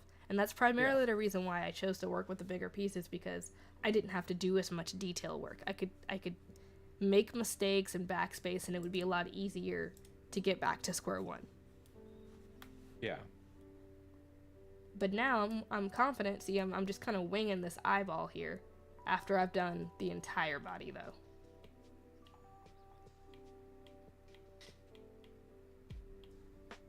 I think that eye looks good. And my eyelashes are gonna need physics. They need to bounce. My eyelashes need to bounce. Yeah, I kind of wanted to do the whole eye thing where they make the eyes bounce. Oh, the You've seen those things on Twitter, like the little videos of where like they open their eyes and their entire iris just kind of like does a bubble thing. I am in the process of figuring out how they flip to do that, because I want that. Yeah. I want that. I like that. I have been learning some tips about the inside of the eye, though. For example, apparently, if you have multiple little, get out of here. If you got multiple little sclera on like the same layer, you can select them, make them one deformer, and if they're separated like this, the meshes can still be separated on the same deformer, and you can still move them individually. Oh, really? Okay. Yeah, it's kind of nutty. I was like, wow. I got to figure out exactly how I do it, but I was like, what? I can what? I can do what now? I'm pretty sure it has to do with that edit level button up there that I'm kind of afraid to click. I think it is just if your sclera are on the same layer, then and they are separated from one another, then the mesh can be separated but on the same image. Oh, you're talking about like the 500 number next to everything. So, talking about the images here. Yeah. In your meshes for them. So say I had all these white pieces all on the same layer. Because they're so far apart, all of those, when I hit the auto mesh, will get meshed individually. They're all individual meshes, but they're all on the same layer, which means I have to do less work. Oh. Okay, then I guess I don't quite understand what you're talking about. Can you demonstrate it for me? Or is that something you don't know how to do yet? I don't have all of my sclera on the same layer. All of mine are actually separate, because I thought I had to make them separate. This is a new tip that I learned. So usually when you're separating the things inside of your eye, to my understanding, they're all supposed to be separate so that you avoid, you get the most amount of manipulation out of them. But for example, if I were to have, let me see if I can get them selected. These two here, these two that are right next to each other, say these two are on the same image layer.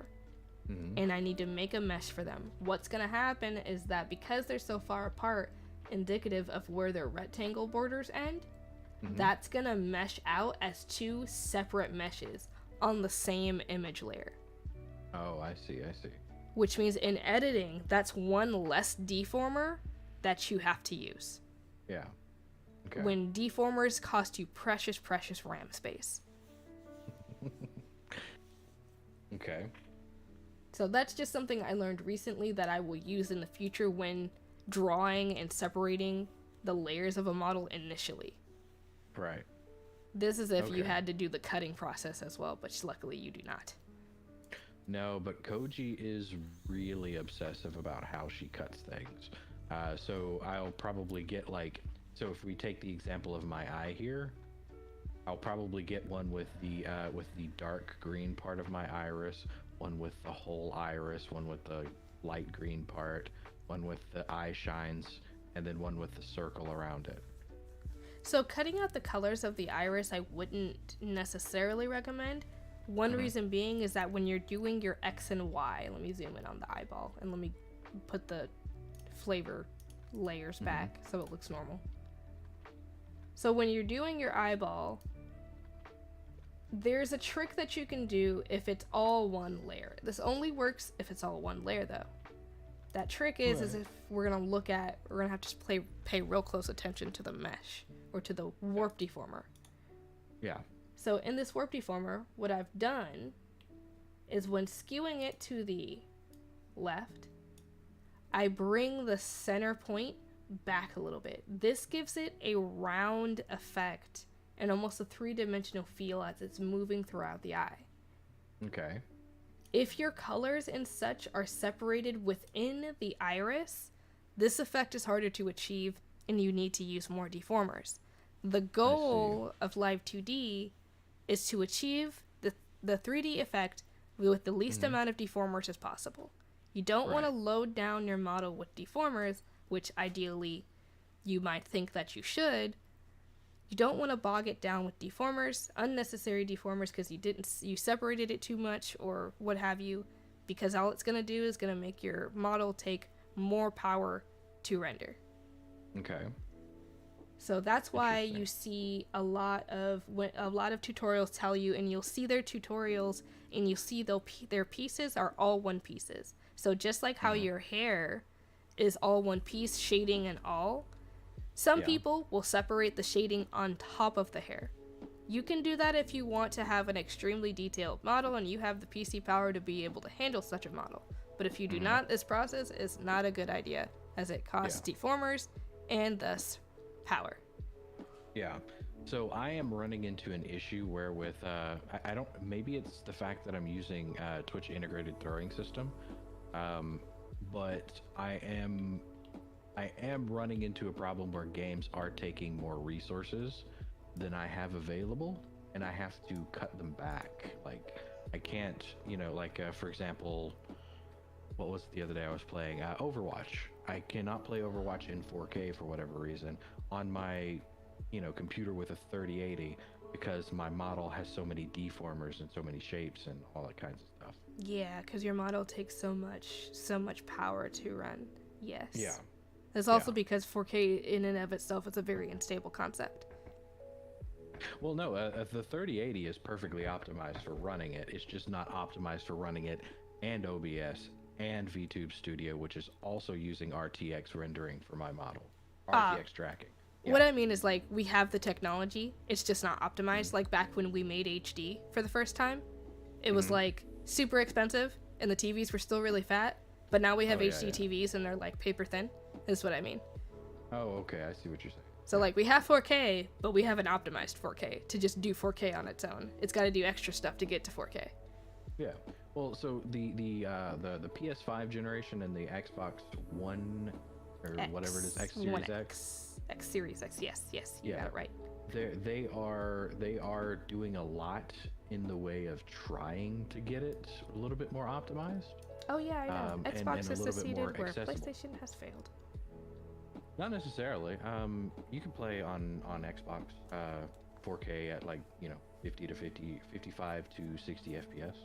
Oh, there was a huge scandal whenever was it the PlayStation? I think it happened again with the PlayStation 5, but they pulled it back fast enough, or they weren't being dished out fast enough, so they fixed it before in the next wave of product, where I think it might have been when the Xbox One X came out versus the PlayStation 4.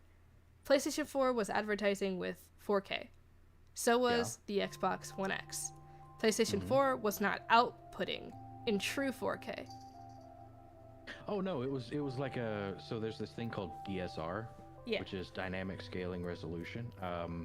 You may have heard of it, you may not have, but basically it renders in one resolution and then uses an upscaling technology to put it in whatever that second resolution is. I did try to hook up my PS4 Pro to my 4K monitor, and it was incredibly grainy and terrible textures. Yep. And so that was a huge issue for them. Yeah. In sales and reputation, whereas Xbox was like, hey guys, we did it right the first time. Xbox had it right. And it was very, very clear comparatively side by side, and it was funny because I was working at a game store at the time, so I got to do this. So I've just got systems out and we're doing an event, and I'm just like, you know what, I gotta see. So I put them side by side and I'm just like, oh, that's gross.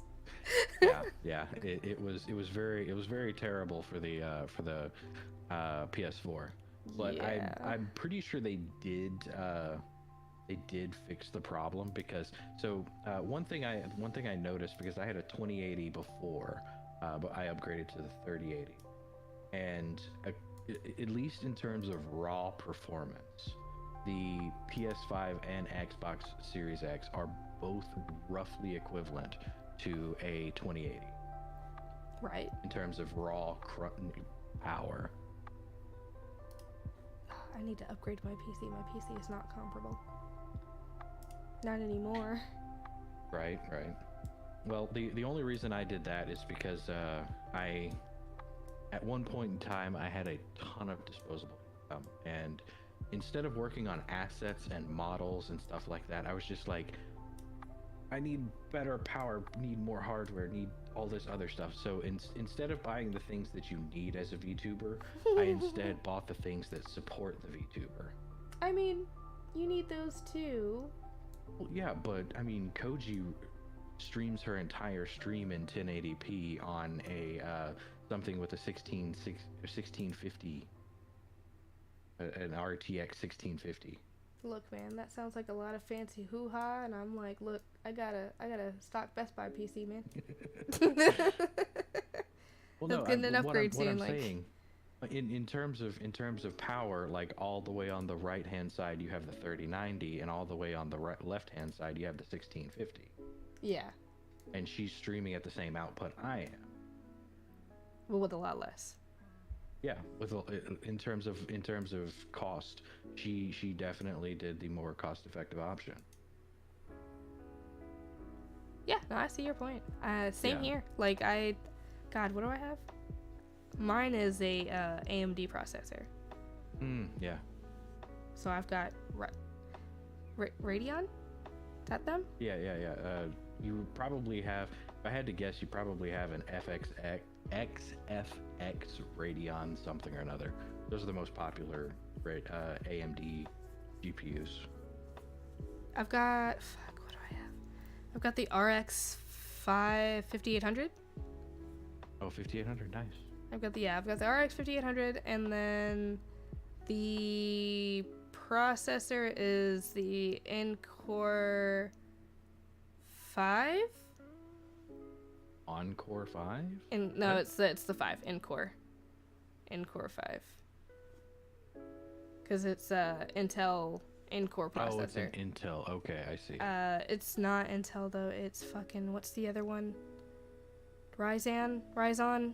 Oh, Ryzen? Yeah, that one. Mm-hmm. It's the Ryzen 5. It's what I have in there right now. Oh, okay. So what I want to upgrade to is I just want to do one bump up, get a little bit of juice, extra power. Yeah. A bump up to the 7. Mm-hmm. And then bump up to the RX 6500. Mm-hmm. So what I would recommend is that's actually a downgrade in terms of raw power. Really? I mean, it may be because, different generations that there is a slight upgrade. But what you want to do is you want to stick with the same number or go with a higher number. No. Yeah. So with me, I had a 3800X, Ryzen 7 3800X. So about 4 years later, it was time to upgrade. So I went with a 5800X. Yeah. It's been about 4 years, and I've had that 5800, the RX 5800 in there. Mm-hmm. And now they've come out with the bump up as the 65. Yeah. Oh, okay.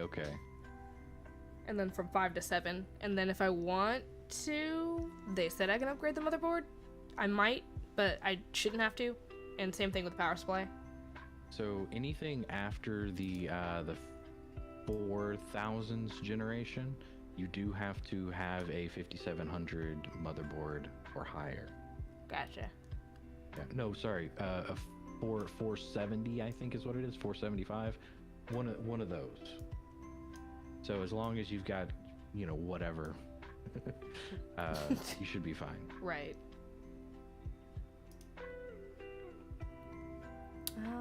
What am I doing? This lash, give it.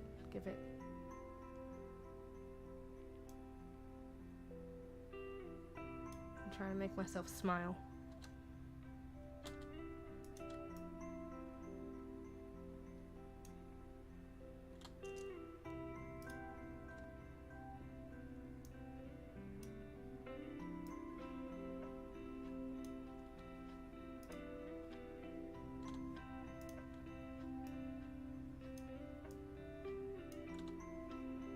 interesting. So you're working on those.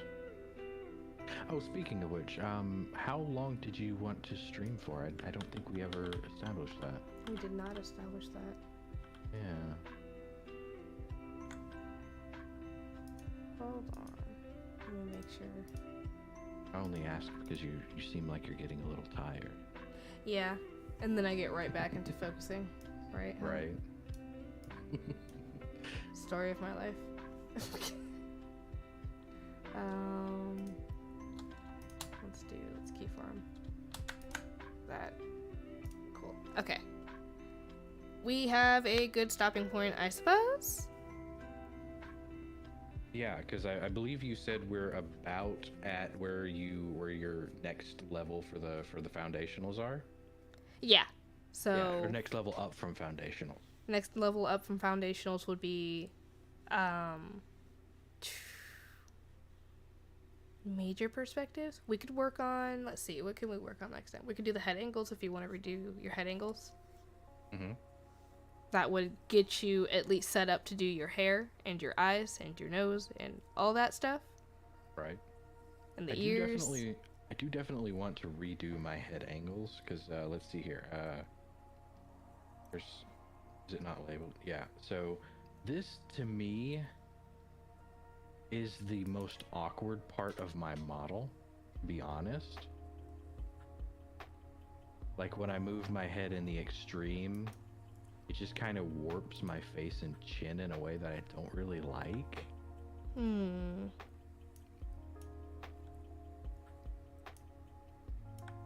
And so I do want to fix that. Huh. How are we gonna fix that for you? Let's see. Let me zoom out. Let me look at my own. Let me see. Okay. Let me see. Because the head angles for me were a little bit odd too. And they kind of frustrated me a little bit, but it's okay. So. Right. So I also, my mouth is still on the way. Hello.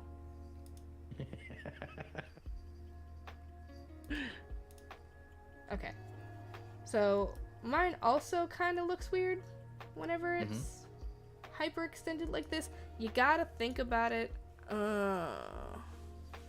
I think we talked about the reason why yours looks so odd, and I think it's because the positioning of the y-axis is way too high. I don't remember us saying that specifically, but Go up. I'm willing to trust your expertise. Oh no, we did talk about this. The neck period is too long. Oh yeah, that's right. Yeah. The neck, yeah, because as I'm looking at it, I was like, why does it look like that? And take it back to home. How long is your neck at home? Yeah, that's what it is. Yeah. Yeah, the home. So that's an easy fix. Yeah, that's an easy fix. We just gotta bring pretty much everything down a couple notches, and it should look a little bit more normal. Yeah, because you shouldn't have that much skin up on a turtleneck. I don't know about you, but if I put my fingers like between the rise of my shirt, which is kind of down near my chest, Yeah. I have literally 4 fingers between the top of my collar and the bottom of my chin. Yeah, yeah. And this is like a turtleneck. This is a turtleneck. He still has 4 fingers. It's got that boy got an 8 finger neck. So yeah, that's definitely easy fix. We can bring it down. Probably 2 shift arrow keys, and that would be much better. Maybe even one would be much better, but definitely maybe 2. Right. So we made it. I mean, that may be it. Wouldn't it be amazing if that was all you needed to do this entire time? Right. Just move it down a bit. No, so the thing my main issue with how We may know, need the to get reason you I a call better him- nose too. the reason I call him Derpy is because of the wide chin. Oh, here. the chin. Yeah, I have like a Metro Man chin. Gotcha. from Megamind. So yeah, there's a little bit we can do for that. You'll have to make, and we'll do it the next time. You'll learn what a custom mesh is next time. Okay. Because that's what you'll have to do to get the most, because I actually did that to my head too. My head's was a lot rounder than this. Yeah. I manipulated my vertices. Let me see, let me bring up the head. These vertices here, this is what you're going to have to do to your head. Mm-hmm. And it's going to fix your chin. We can fix your chin. Okay. Just a little bit. It'll take a little finagling, but we can fix your chin. No plastic surgery? No, I mean, it's going to be probably a lot of plastic surgery, but hopefully no scarring, more like. Right, right. So we'll do that next time. Next time we'll do head angles. We'll see if I'm just done with my model at that point. Right? Right. Alrighty. Without further ado, whoever is watching, whoever has been watching, thank you so much for stopping by. Thank you so much for watching. We hope that you have an amazing night and that you stay safe. Go grab some melatonin and a glass of tea with a little bit of milk in there with some honey. Take a load off. And have a good night, guys. Bye-bye. Have fun, guys. Bye. And...